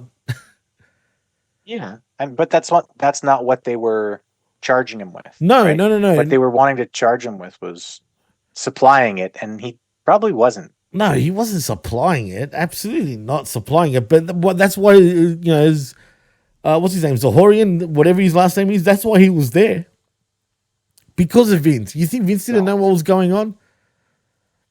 100% he knew. 100% he was okay with it. 100% he wanted his talents to be doing it. 100%. Because, I mean, what's been always say, the two main outcomes of steroids are money and fame. Yeah, and you know what? Vince was also right. If you don't take hard drugs while on steroids, you're probably going to be all right. It's when wrestlers mix the steroids with hard drugs is when your heart's going to explode. You know what I'm saying? Vince put it perfect. Or alcohol and the hard drugs anything, or whatever. Any other substance. You don't mix a substance with a substance. Generally, you can do one and not the other. Does that make sense? Whereas 100%. if you do all sorts of fucking cocktails, you're fucked. You're dead. Especially with that combination. You're asking to die young. You know what I mean? Yep. And Vince said it himself. Like 100%. Your heart doesn't know which way to go. You know what I mean? By doing that. So, and also, there was one other thing. What was it? Like I said, I knew 98% of everything, like pretty much. There was one more thing though. It just left my mind. It'll come back to me. You tell me first, Chris, and while I try to remember what it was, because it literally left my mind. All right, man. So for me, like, the biggest thing that stood out to me about the whole documentary, because I watched every episode and I was really paying attention to it. The thing that really stood out to me was how much of a good person Shane McMahon comes across as. Too good of a person, bro. Oh, that's it. That you remind me. Thank you for bringing up Shane. We continue. I'll say it after you.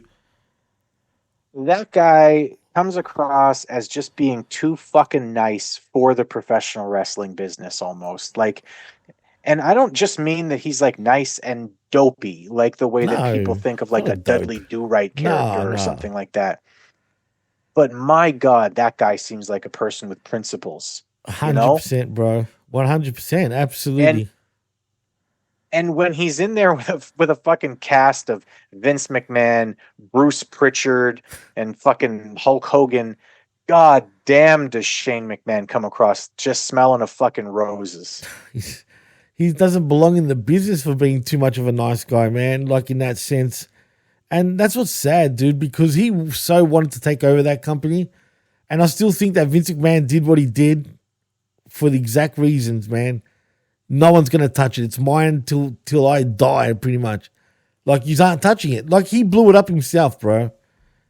And I find that sad, man. He did. He did, yeah. No, he fucking did. He did. And then when they kicked him out, he was like, I can't surprise, believe that. motherfucker. Dude, the fact that, you know what? See, that's another thing that blew my mind. Now that you brought that up. Remember when those allegations came out back in 22, bro? Back in 2022. We covered it back then on the PWC network, as a matter of fact. And remember how he came back on SmackDown? It was anticipation. When he done his hostile takeover again, he appeared on SmackDown. Now, you'd think, people knew there was the sexual assault shit happening, right? Did anyone boo him when he came out, though? Not one person booed him, bro. He was cheered like he was the fucking conquering hero. Can you believe that shit? Like, when you really think about it, right? Like, and the thing is, you can try to hurt WWE. WWE has become such a big global mega force of a friggin' name that no matter what happens with Vince and whatnot, it doesn't affect his business, bro. And it won't. Like you said before, it won't affect NFL, it won't affect the NBA. It just doesn't work that way, man. It's become such a big thing that it's just not going to affect it. And the fans, the one thing about fans, especially professional wrestling fans, they're fucking loyal, bro. Yeah, they are. Yeah, they'll complain, but they're not going to really go anywhere. Like, they're still wrestling fans. Absolutely. You know what I mean? So just that kind of stuck out to me, even though I knew back then. But even if he came out now, everybody would be bowing down to him. You know what I mean? The actual production of the documentary was like a chef's kiss, bro. It was very well done. But the thing is, they said it themselves. They had over 100 hours of footage and like recordings for, you know, over 100 hours, and you only put, like, they didn't explain shit properly a lot of the times, dude. And do you know that Bischoff didn't know he was on that documentary? Yeah, I watched a clip of Bischoff saying, "Oh, I didn't even know I was recorded," and he was, and I was just like, "What, dude?" He was part of the whole show, pretty much the whole documentary, like, and he never knew. Was he fucking stoned? What was he talking about? No. Basically, I listened to his podcast. What he's saying is WWE would generally bring people to his house because they won't tell him what they want to talk about. But they're saying, look, we're going to be doing a future, blah, blah, blah. Do you mind if you talk about Kevin Nash? That's what he got told. Right? And he's like, yeah, sure. So they would come down. Next thing you know, they're talking about Vince and whatever for hours, you know, on days. But nothing would happen for years. Like, nothing got released, blah, blah, blah. So out of nowhere, they used all that footage for that. And he's wondering, like, no one told me nothing. So it was stock footage. It wasn't even, it was stock footage. Can you believe that?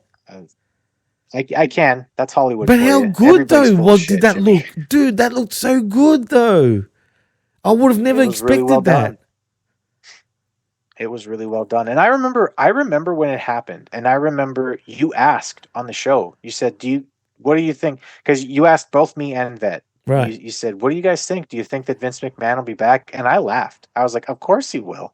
Vince McMahon's and he was when he wants to. He did. Fuck. But even then, it was hard to believe. It was almost like, oh my God, I can't believe it. The guy fucking decided to come back. Can you believe that shit? Like, it still blew my mind, even though we said it. Right? I don't know. Did Vet agree with us? He did. Yeah, that was like, no, I think you're right. I think he's going to go away whenever he fucking wants to. And don't be surprised if he comes back now somehow, dude, after all this shit. I would be surprised, but I will say this.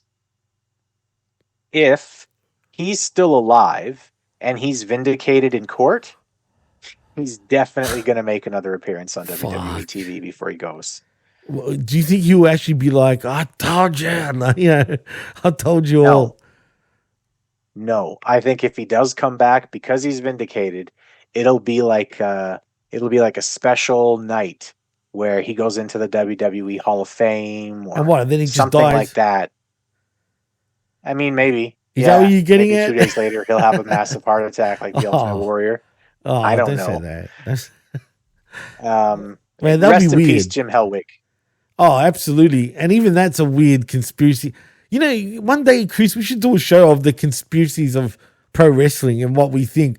Because the Jim Hellwig death was bizarre in itself, dude. It was definitely crazy. I remember being like, I can't believe this is fucking happening. Dude, he read his own eulogy. Anyway, he did. It talked about how every man's heart beats its last beat, and then he fucking had a heart attack. Come on, bro. Fuck. It's bizarre, bro. It's fucking... Anyway. Oh, yeah. It's anyway, so we've got 5 minutes, so let's wrap this up. Let's wrap it. But I'm going to wrap this up by saying that for me, the best thing about this documentary was the Vince versus Shane stuff. Yeah, for sure. That, to me, it struck a chord with me because, like, I grew up with my dad, who was super successful in his business, right? And overbearing about how to do things in his business. I'm good at what he does. I don't want to do what he does. I went and I got a different job. I worked somewhere else. Not because I can't do it, but because I don't want to fucking deal with my old man telling me how to do the job the right way. It's hard working with even though I can do it better than him. Right. And his ego wouldn't allow that. No, exactly. In both cases, his ego wouldn't allow it. We'll say both for Vince and for my old man. Because they're the dads, right? The dads always think they know better, bro. It's just the way it is. You know what I mean? And there's something about that whole idea of like wanting to be the dominant male, right? Like even as you're getting older and maybe you should step aside. Right. There's something about that. There's certain people who just can't step aside. Because that's how they built, and never will. dude. And the best thing to do And the best thing to do is just, okay, I'm doing pick my a own different thing. lane. Right. But unfortunately for Shane, though, he wanted to follow in his dad's footsteps, bro. That's the sad part. He wanted to, but I think that as he gets older, he's going to realize that this is actually better for him. To me, the easy comparison for me is actually Dick Grayson's Robin and Batman. The best thing for Dick Grayson in the comic books was for him to go away and become his own man, right? He's Nightwing. He never has to take over Batman. Right. He probably could. He probably should. He'd probably be better at it than Bruce Wayne. But he shouldn't do it. He should stay his own man. Absolutely. You know? Same thing with Shane. But anyway, yeah, I thought this was great. It was really well done. I do not think it was a hit piece. Jimmy, where can the people find you? Well, you can find me right here on the PWC Network, on the Twitter, and at DJ Mass Effects also. Like and subscribe right here at the PWC Network on the YouTube for now. We'll be back on Podbean eventually because I'm used to saying the podbean.com. But yeah, we'll be back sooner or later. But for now, go and check us out on the YouTube channel where this show will be going up, as well as a couple others that have been going on there here and there. Like and subscribe at channelattitude.com with $5. I need to get the best, but the most realest talk in all of wrestling, and Hamin Media Group.podbean.com for all our affiliate shows. And that's about it. Chris, what about you, man? You cannot find me. I've got nothing to say to anybody for any reason other than the occasional podcast. I am happy to come back on here and do the occasional show with you. And yeah, looks like the podbean.com thing is coming back in October. That looks like a green light from me and you. So that looks like that's going to be good. Like I said, I'm willing to come back and do the occasional show with you, with Vet. I know that if Big Ray hears this podcast, he's going to jump out of his seat when he hears my voice. Shout outs to Big Ray. We love you. In fact, anybody who's listening to this podcast, listen, honestly, we love you. We appreciate everything that you do for us, and the fact that you're listening, the fact that you're a fan, and the fact that you're a part of this whole thing that is the PWC. Absolutely.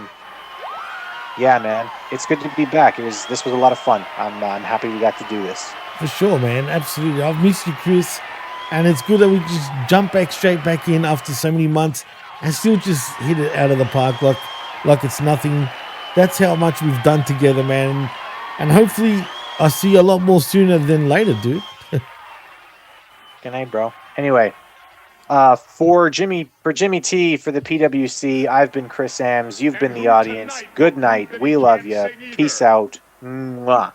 Vince McMahon performing, and I believe this is good advice for all of you here and at home to put your fingers up your ears and stand back. Vince McMahon.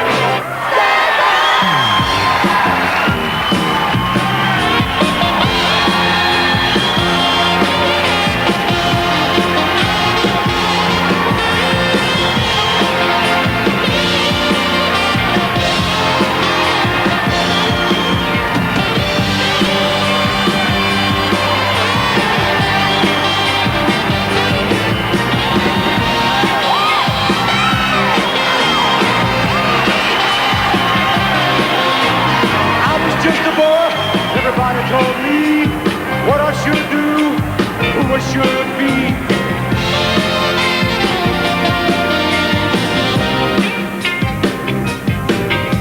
I got some kind of free advice. I finally had to say, stand back, stand back.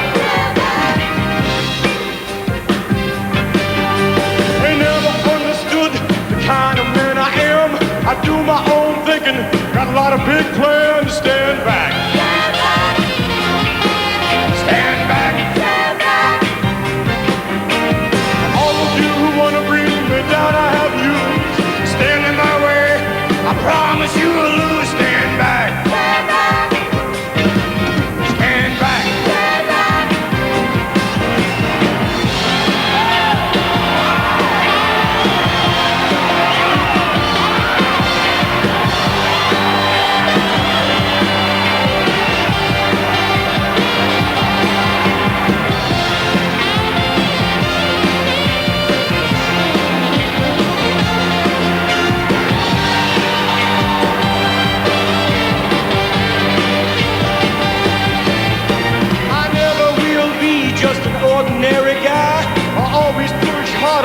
reaching for the sky, stand back. Stand back.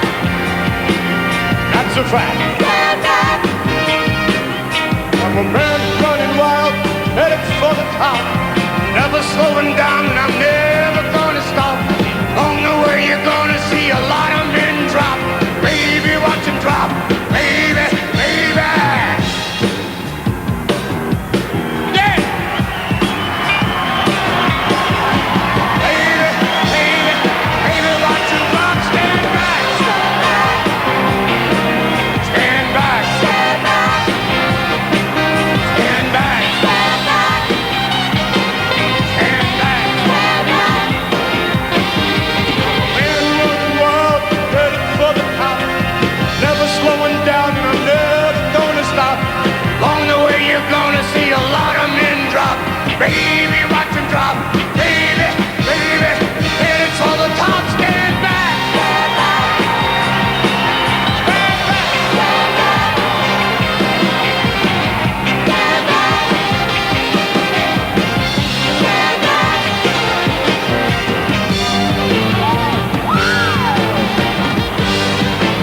Stand back.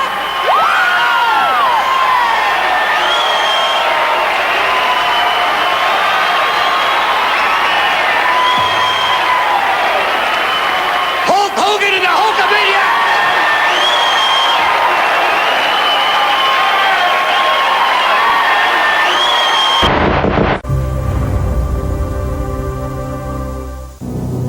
By the time Bret Hart stepped center stage for his matchup with Shawn Michaels at Survivor Series, he had apparently already closed the door on his WWF career.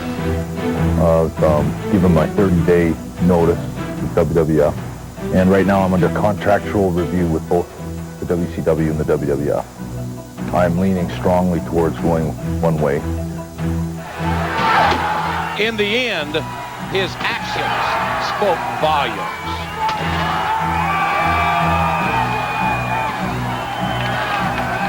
Let's cut right to the chase.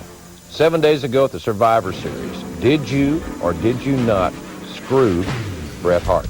Some would say I screwed Bret Hart. Bret Hart would definitely tell you I screwed him.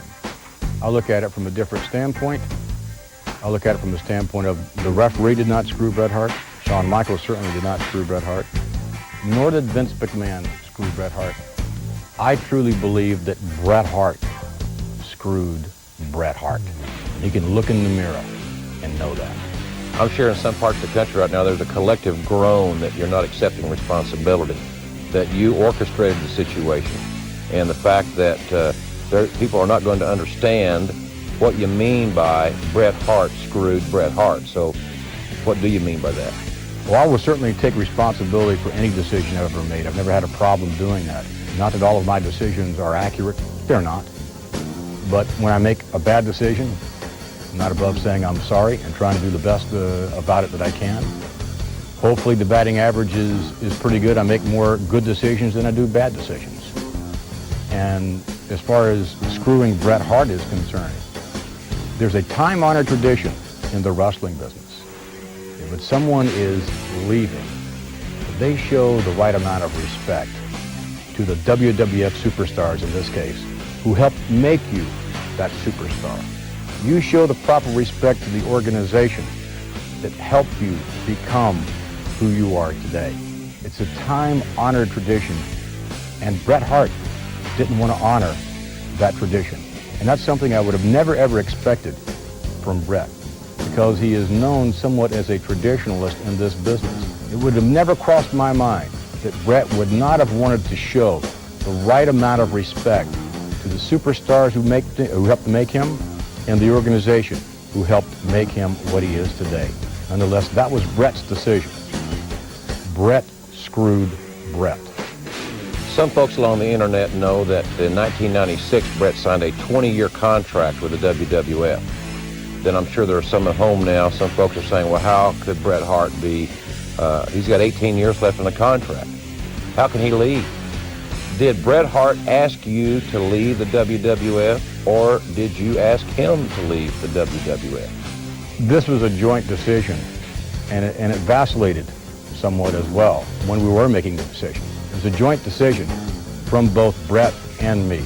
And ultimately what happened was the two of us got together and orchestrated the opportunity for Ted Turner's wrestling organization to, quote, steal Bret.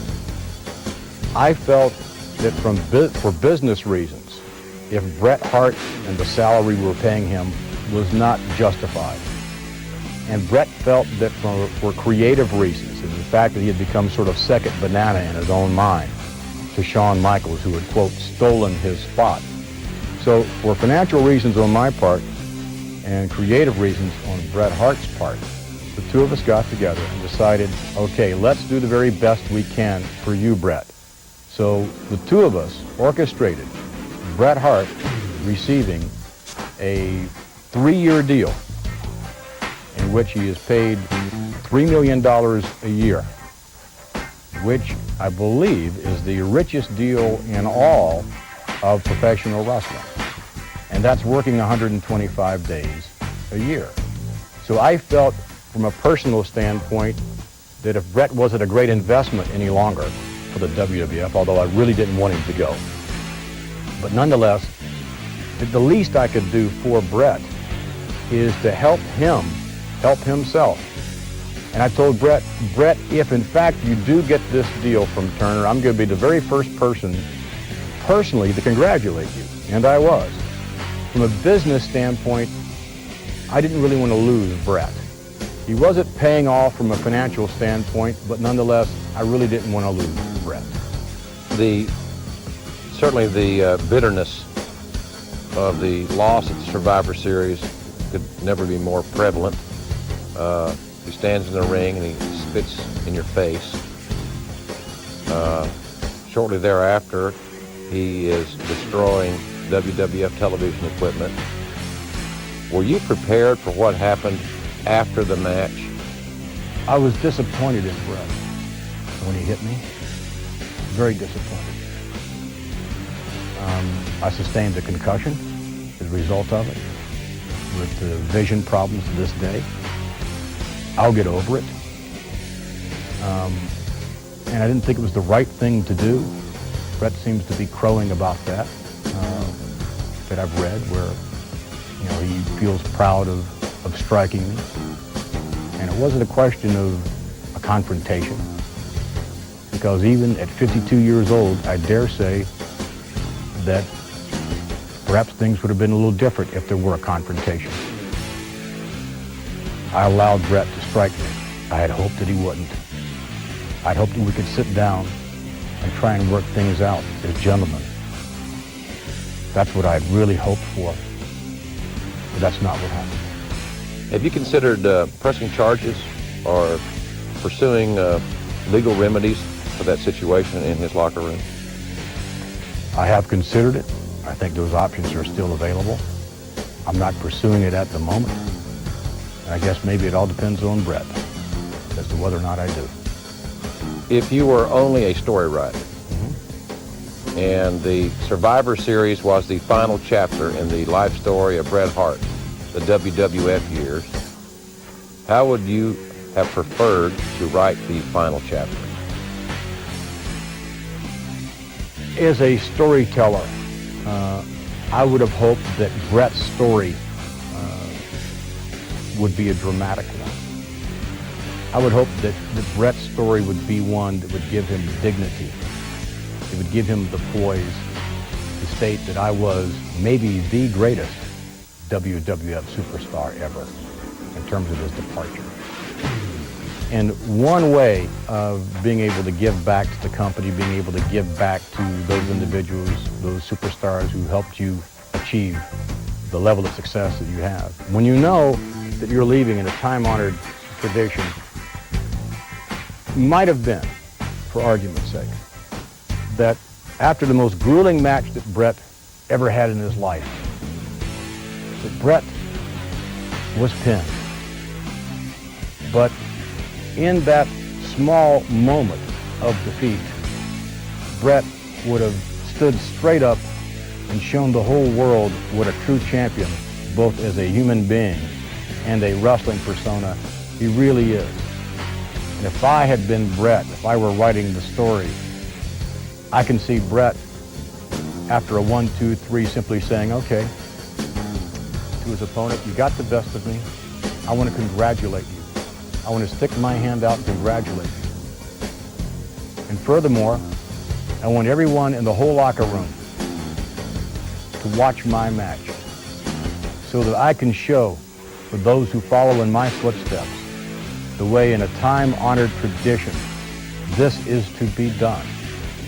To show every individual, every secretary, everyone in Titan Sports, the World Wrestling Federation, who counts on me to do the right thing, that I was there, that I was a superstar, maybe the greatest of ever, and I went out the way a true champion would go out. Are you able to step back and objectively look at this thing and evaluate your friend, your perhaps former friend, Bret Hart, the human being, and have sympathy for this man? Sympathy? I have no sympathy for Bret whatsoever. None. I have no sympathy for someone who is supposed to be a wrestling traditionalist, not doing the right thing for the business that made him, not doing the right thing for the fans and the performers and the organization who helped make him what he is today. Bret made a very, very selfish decision. Bret's going to have to live with that for the rest of his life. Bret screwed Bret. I have no sympathy whatsoever for Bret. Screw you! You're fired! You're fired! Whoa! You're fired! You're fired! You're fired! All right! You're fired! You're fired! You're fired! Donald Trump! You're fired! You're fired! You're fired! You're fired! Oh, baby! You're fired! Screw you! You're fired! You're fired! Whoa! You're fired! You're fired! You're fired! All right! You're fired! You're fired! You're fired! Donald Trump! You're fired! You're fired! You're fired! You're fired! Oh, baby! You're fired! Screw you! You're fired! You're fired! Whoa! You're fired! You're fired! You're fired! Oh, baby! You're fired! Screw you! You're fired! Oh, baby! You're fired! Screw you! You're fired! You're fired! Whoa! You're fired! You're fired! You're fired! All right! You're fired! You're fired! You're fired!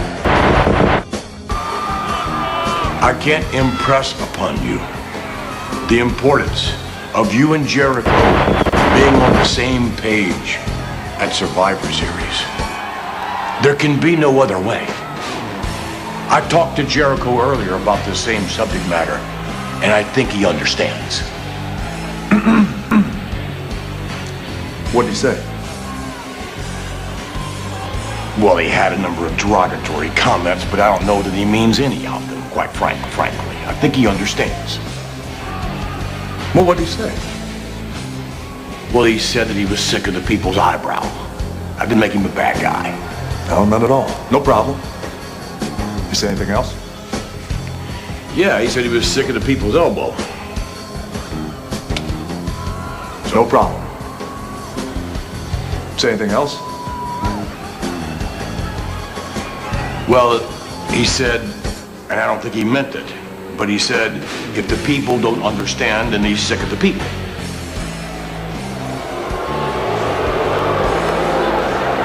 Rock, regardless of what he said, in terms of surviving, it's all about the World Wrestling Federation. We're talking about a subject matter here that's above a personal situation with you and Jericho. And I know you understand. I know, Rock. I know I can count on you.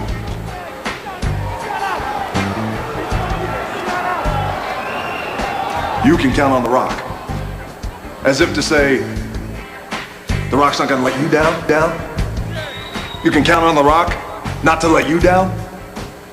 You think The Rock is gonna let you down? Vince, think The Rock's gonna let you down? Do you think that The Rock is gonna go into Survivor Series and let all of his WWF teammates down? But more importantly than that, more importantly than you, more importantly than anything, do you think The Rock is gonna go out this Sunday night and let the millions and Rock's fans down? No, not by a long shot. Because it's gonna be The Rock. The Rock is the one to lead Team WWF this Sunday night, Survivor Series, into the middle of the ring, and we're gonna whip all their candy asses. That's the spirit, Rock. That's the spirit. Let The Rock tell you one more thing about Chris Jericho. Let The Rock tell you how he feels about Chris Jericho. Maybe now's not a good time. Oh, now is a great time. Rock tell you how he feels about Chris Jericho. Sick of the people's eyebrow? No problem. Sick of the people's elbow? No problem. Sick of the people? Problem. That's what I'll tell you about Chris Jericho. Canadian moose hunting. Long hair, twisted sister wannabe, punk ass bitch. If Jericho sticks his nose in The Rock's business one more time, he's bought himself a fresh,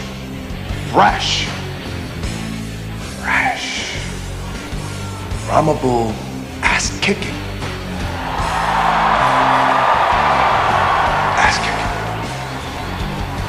Bitch.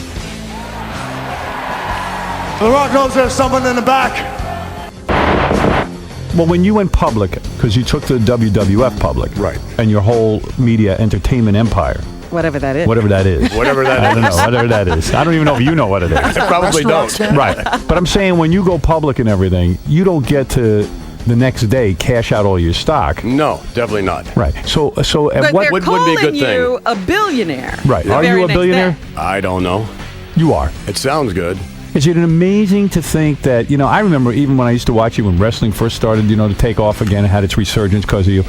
I never thought of you as, I thought you were the announcer. I didn't even know you were the owner of the WWF. I just thought you were the announcer You weren't guy. always the owner, were you? No, definitely not. Yeah. No. And my dad, actually. Your dad owned it? Yeah, my dad owned 50%. He had some other stockholders. Was your dad a millionaire? Probably not. And then you took it over and... How old were you when you got it?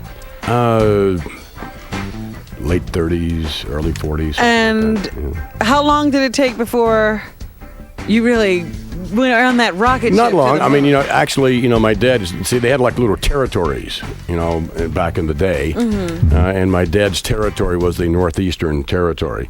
And he was very successful, actually. And my premise was that what my dad sort of started in a more entertainment genre would be successful all over the globe. So, and no one ever competed with anyone else. You never crossed into the other guy's territory type thing. So you had a brainstorm, and you knew how to market this thing. That's why they call you a marketing genius. Hey, Howard. Yeah. I was looking through the notes. I guess it said that Vince has said that if his dad ever knew that he was going to take WWF National, he probably wouldn't have given it to him.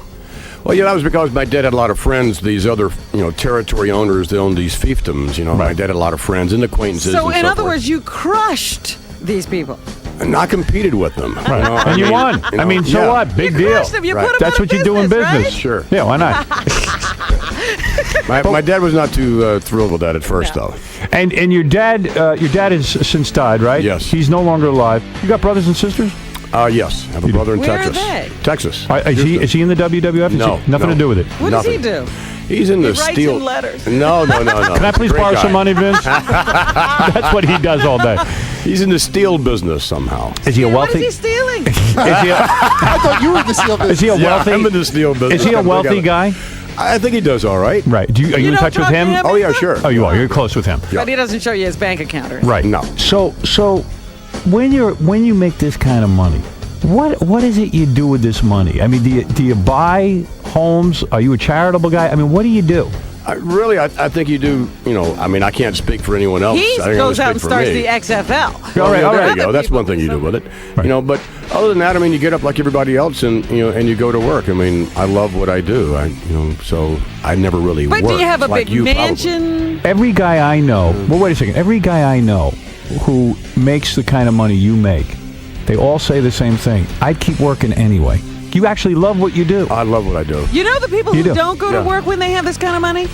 The kids. Yeah. But you love what you do, and yet I got to think on a day-to-day level, at a certain point in your life, it starts, I'm not saying you lose the eye of the tiger, but you start to kind of feel, hey, there's more I could do with my life. No, I guess that may come. The aggravation factor, it may be there one day, but it's not there yet. I'm 55, and it's not quite there yet. So, I just love what I do in all aspects. If I work for you and I'm a wrestler, am I allowed to come to you and say, hey, Vince, I want a raise? Absolutely. I am. Actually, to you, he doesn't go through somebody else. The younger guys would go through somebody else, but the guys that have been around for a while, You it's still like, talking. oh, you have Because to. you dealt with them. You dealt with them in the beginning. Absolutely. You're getting older now. Right. You're considerably wealthy. Have you sat down with a lawyer and said, who is going to inherit your empire? What are you going to do? Oh, sure. You know who's going to take over the whole thing. Is Shane, your son, going to take over? Shane, Stephanie, Marissa. You're Equally. going to make those kids work together for the rest of their lives. Equal partners. Equal. And how do you think that'll work? Doesn't there have to be one person in charge? Like, you always had the ultimate say. Right. And haven't you seen these families where the kids start fighting and then Sure, everything goes to definitely. hell? I don't think it'll happen in my family, but Dream I'm again. sure everyone's always said that, but they're both in the business, and they both love the business, and I think that they'll work it out. You think that they're capable? Because I know a lot of guys who own businesses, they try to pass them off to the kids. Right. And secretly, somewhere deep in the heart, they go, geez, these kids don't have what They're it gonna takes. mess this They're up. going to mess it up. Actually, Shane and Stephanie are a hell of a lot brighter than I am. So Really? Yeah. And you feel that they can handle it. And in your will, you will leave everything to Shane, Stephanie, and of course your wife? Right. Is that how it will work? Sure. Oh, I would love to be in on that. Yeah, go ahead. Actually, before he said I'm going to leave everything to Shane, Stephanie, and Marissa, Marissa's actually his daughter-in-law. Does she get an equal share, even though she's not a blood relative? No way. I'm stepping in on that. Well, 'cause he said they're all No gonna share way. equally. No friggin' way. Who Am I right? is this Marissa, this Johnny come lately? Yeah. She's beautiful. Unfortunately, she's a little sick today. She is? Yes. She's sick because she's not getting the money. That's why she's sick. No, I don't think so. Oh, I I didn't think hear so. Triple H in there.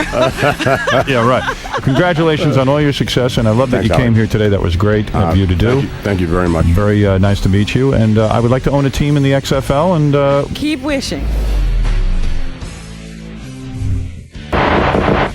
Ari, Endeavor was mentioned throughout this entire process, and now you're the last person standing.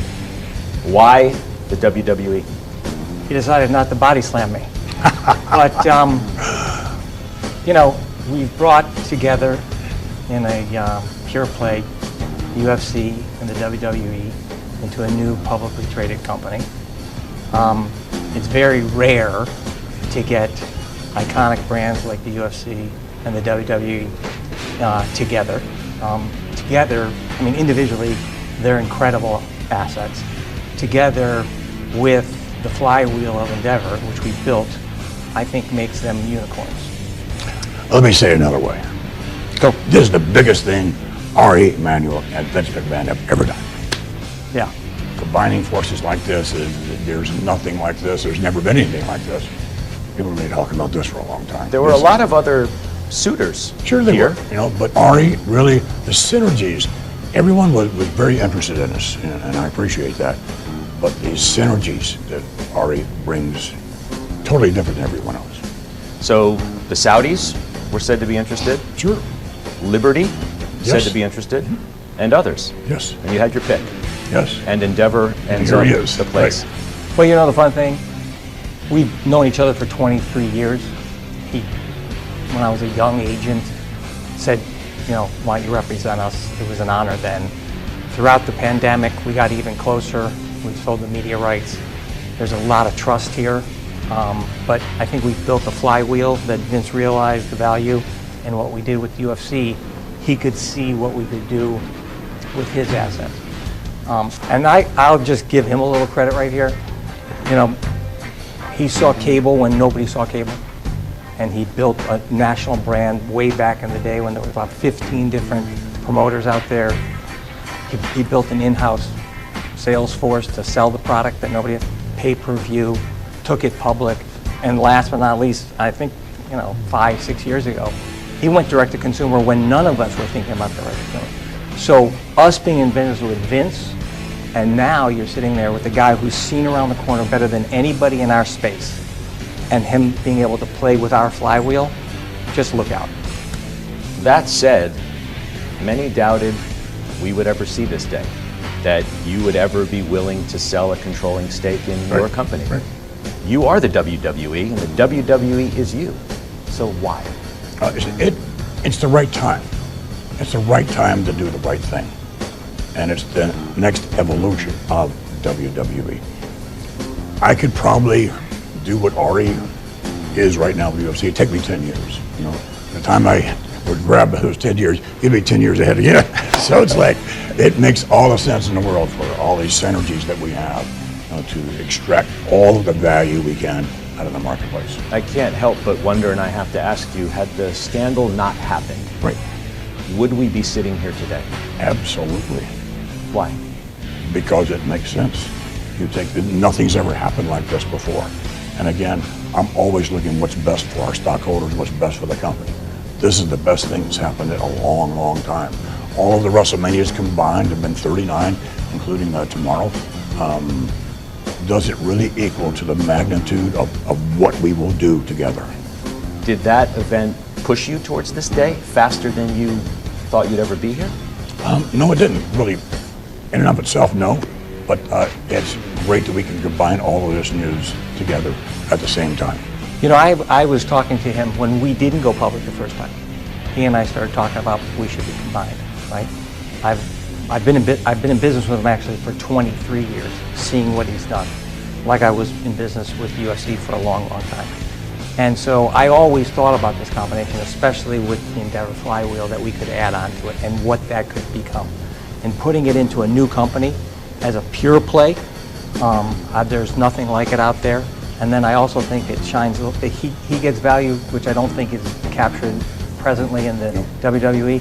We don't get that. I don't think we got pure value for the UFC combined. I think the market will understand it. And I do also think for the Endeavor shareholders, they'll have a different perspective on Endeavor and the remaining assets. Is this a good day for Vince McMahon and the WWE, or is it a great day? Is it a tough day as well? This company's been in your family for 70 years. Mm-hmm. Is it a tough day? No, it's a great day. You know, things have to evolve. Family, business, it all has to evolve for all the right reasons. And this is the right business decision. Thus far, it's the right family decision. What I thought was interesting, Ari, is that Vince is going to be the executive chairman of the new company. Right. That implies that he is going to have a say. Well, I would have said the following. I would have body slammed him if he thought he was going to leave. Because as I said to you before, here's a man who has seen around the corners at every beat over the last 40 years of this business and has a vision for where this business, way before a lot of people see it. him now being able to utilize what we have built in our flywheel, I'm the luckiest guy in the world, because I got Vince McMahon, a visionary that sees around corners. I got Dana White, and what we've built. That's pretty unstoppable. So you wanted him to stay? Oh my God, yes. Oh my God. Did he have to convince you to stay? Not that much. Would you have been I content? love what I do. I've loved building WWE all my life. It's my passion. And to have an opportunity to have it grow like this, an exponential standpoint, is like, can't be better than that. It's an interesting plot twist because not a lot of people saw this coming. In fact, your own CEO, Nick Khan, told our David Faber just back in February, quote, Vince has declared to the board, to me, to other upper management, he is 100% open to a transaction where he's not included in the company moving forward. Sure. You were ready to walk away? Absolutely. I wasn't going to let him. And let me see, we have a relationship for 23 years. There's a trust, there's a friendship. When you're going into business and going forward, I think that's important. I'm glad he chose us because it was a very competitive situation. But for us, it's an honor. And also, we're so lucky because of his vision about where the business is and where it's going. The deal values UFC, you mentioned some numbers, $12 billion and WWE at $9.3 billion. It's a big number. Well, here's WWE's market cap is 6.5. Here's what I would say to you. Exactly why we did this, because I think we weren't getting the pure value. I don't think the WWE was getting it. Combined, it's rarefied air, the two of us. And I think the analysts will be able to do it. It's good for the shareholders of WWE and for the shareholders of Endeavor. And then when you look back, I don't believe that the Endeavor shareholders were getting pure play for the rest of the asset that we had. And I think for the first time, you now have the ability to do that in both situations. And that's a win-win, which is what Vince and I have always talked about. When I throw those kind of numbers out to you, I mean, the word on the street was that you wanted $9 billion. This values the WWE at 9.3. Right. So despite everything that's happened, I'm a visionary. Well, you hit the number.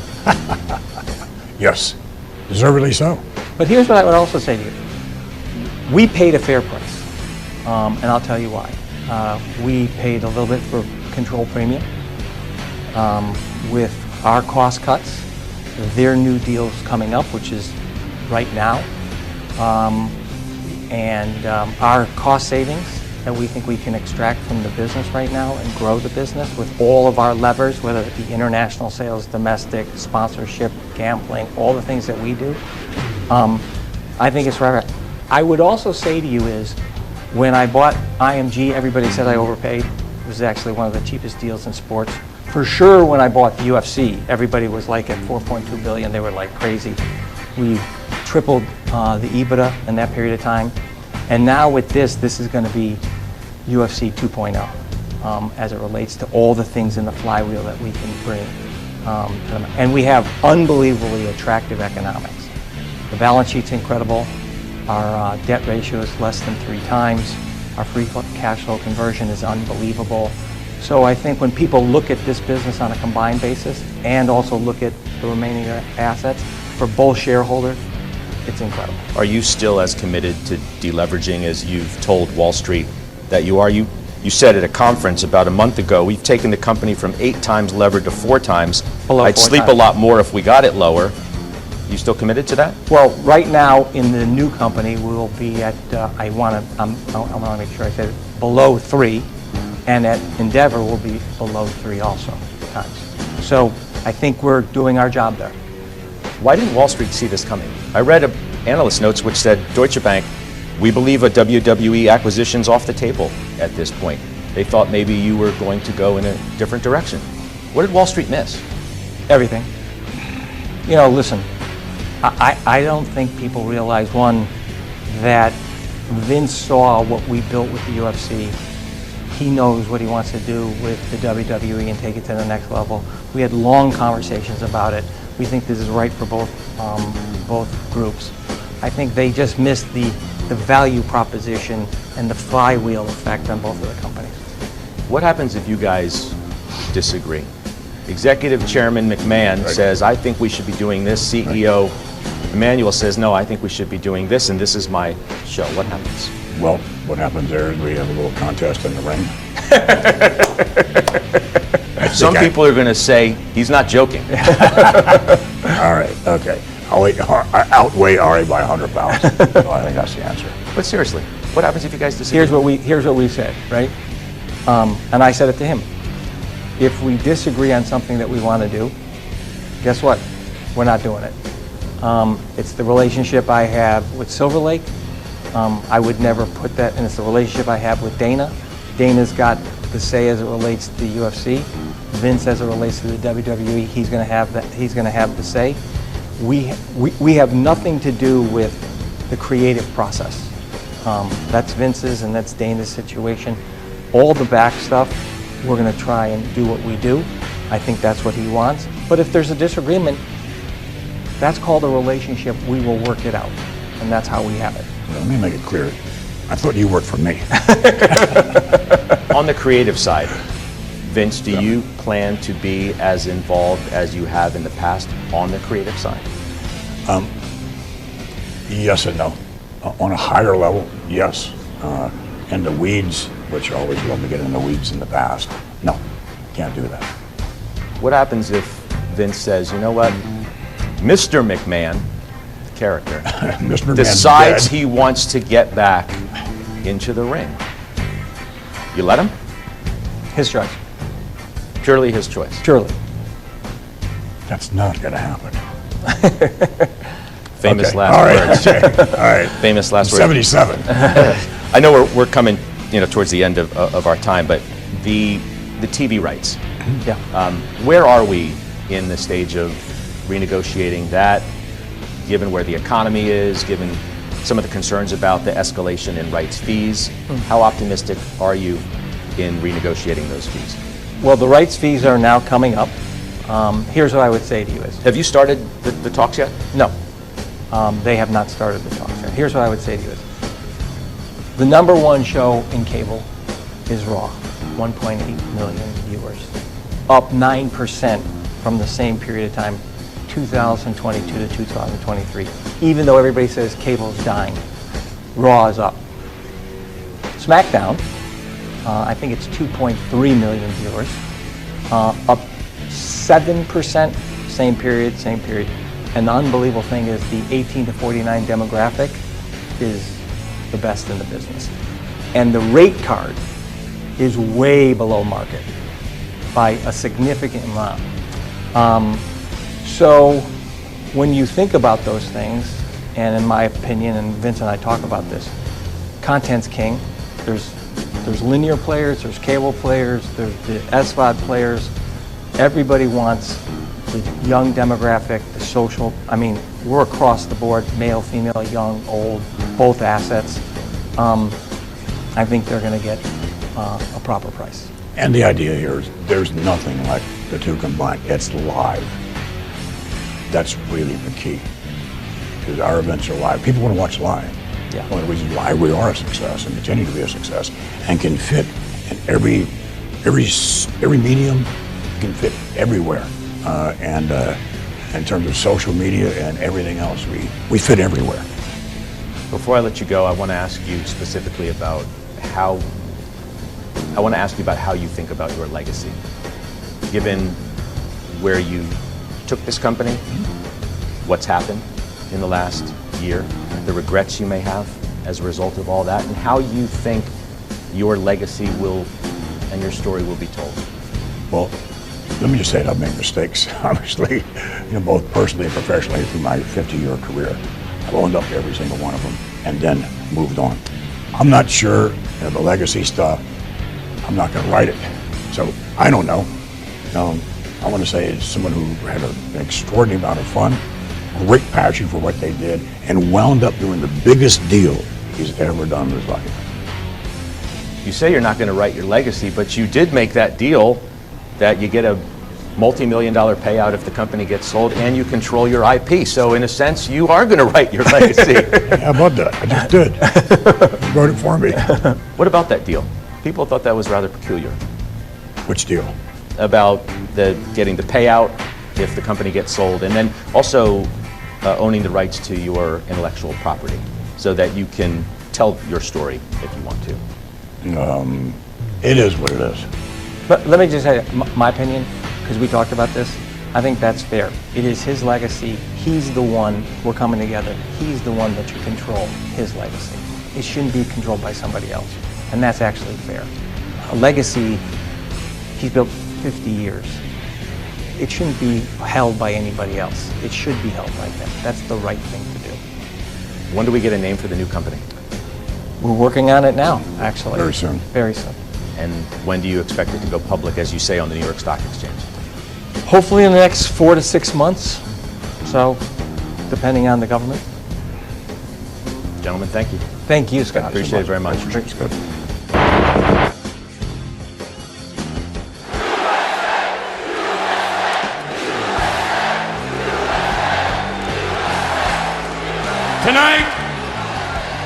Tonight, the spirit of America lives here in Houston, Texas.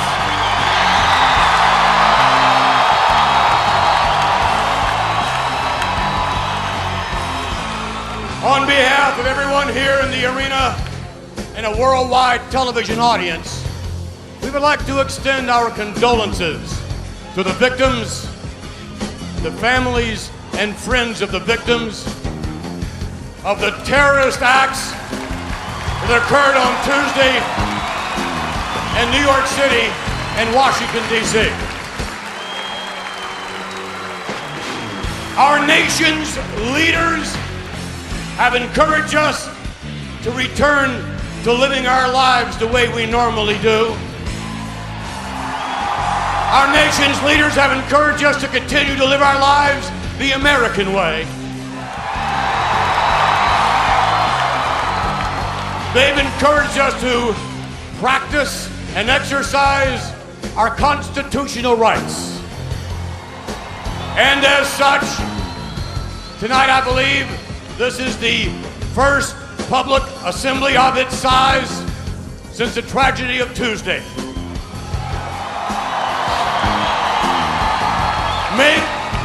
Make no mistake about what, and make no mistake about the message this public assembly is sending to terrorism tonight.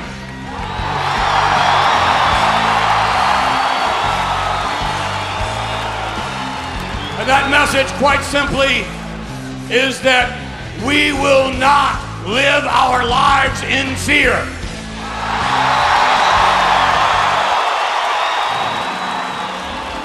The citizens of Houston are not afraid. The citizens of Texas are indeed not afraid. And by God, the citizens of the United States are not afraid.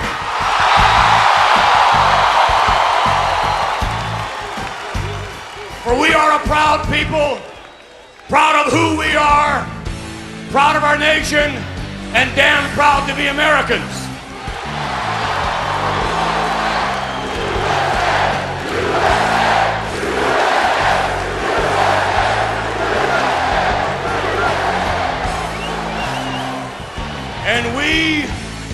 And we will fight.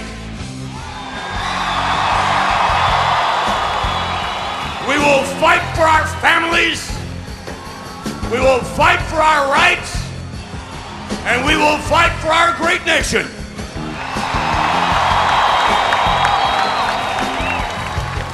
America's heart has been wounded. But her spirit shines as a beacon of freedom that never has been nor ever will be extinguished.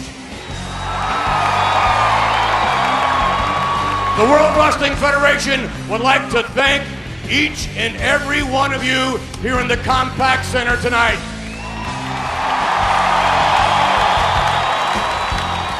The World Wrestling Federation would like to thank each and every one of you watching on television. We would like to thank you for the honor and privilege of performing before you here tonight.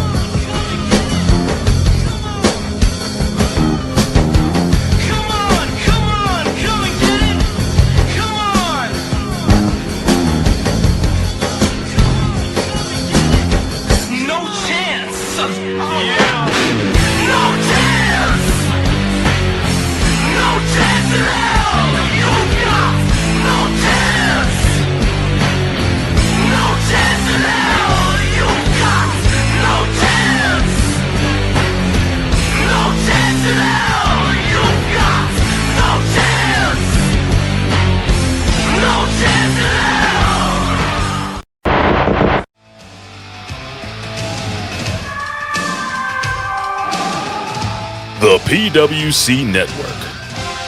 What the world is watching and listening to.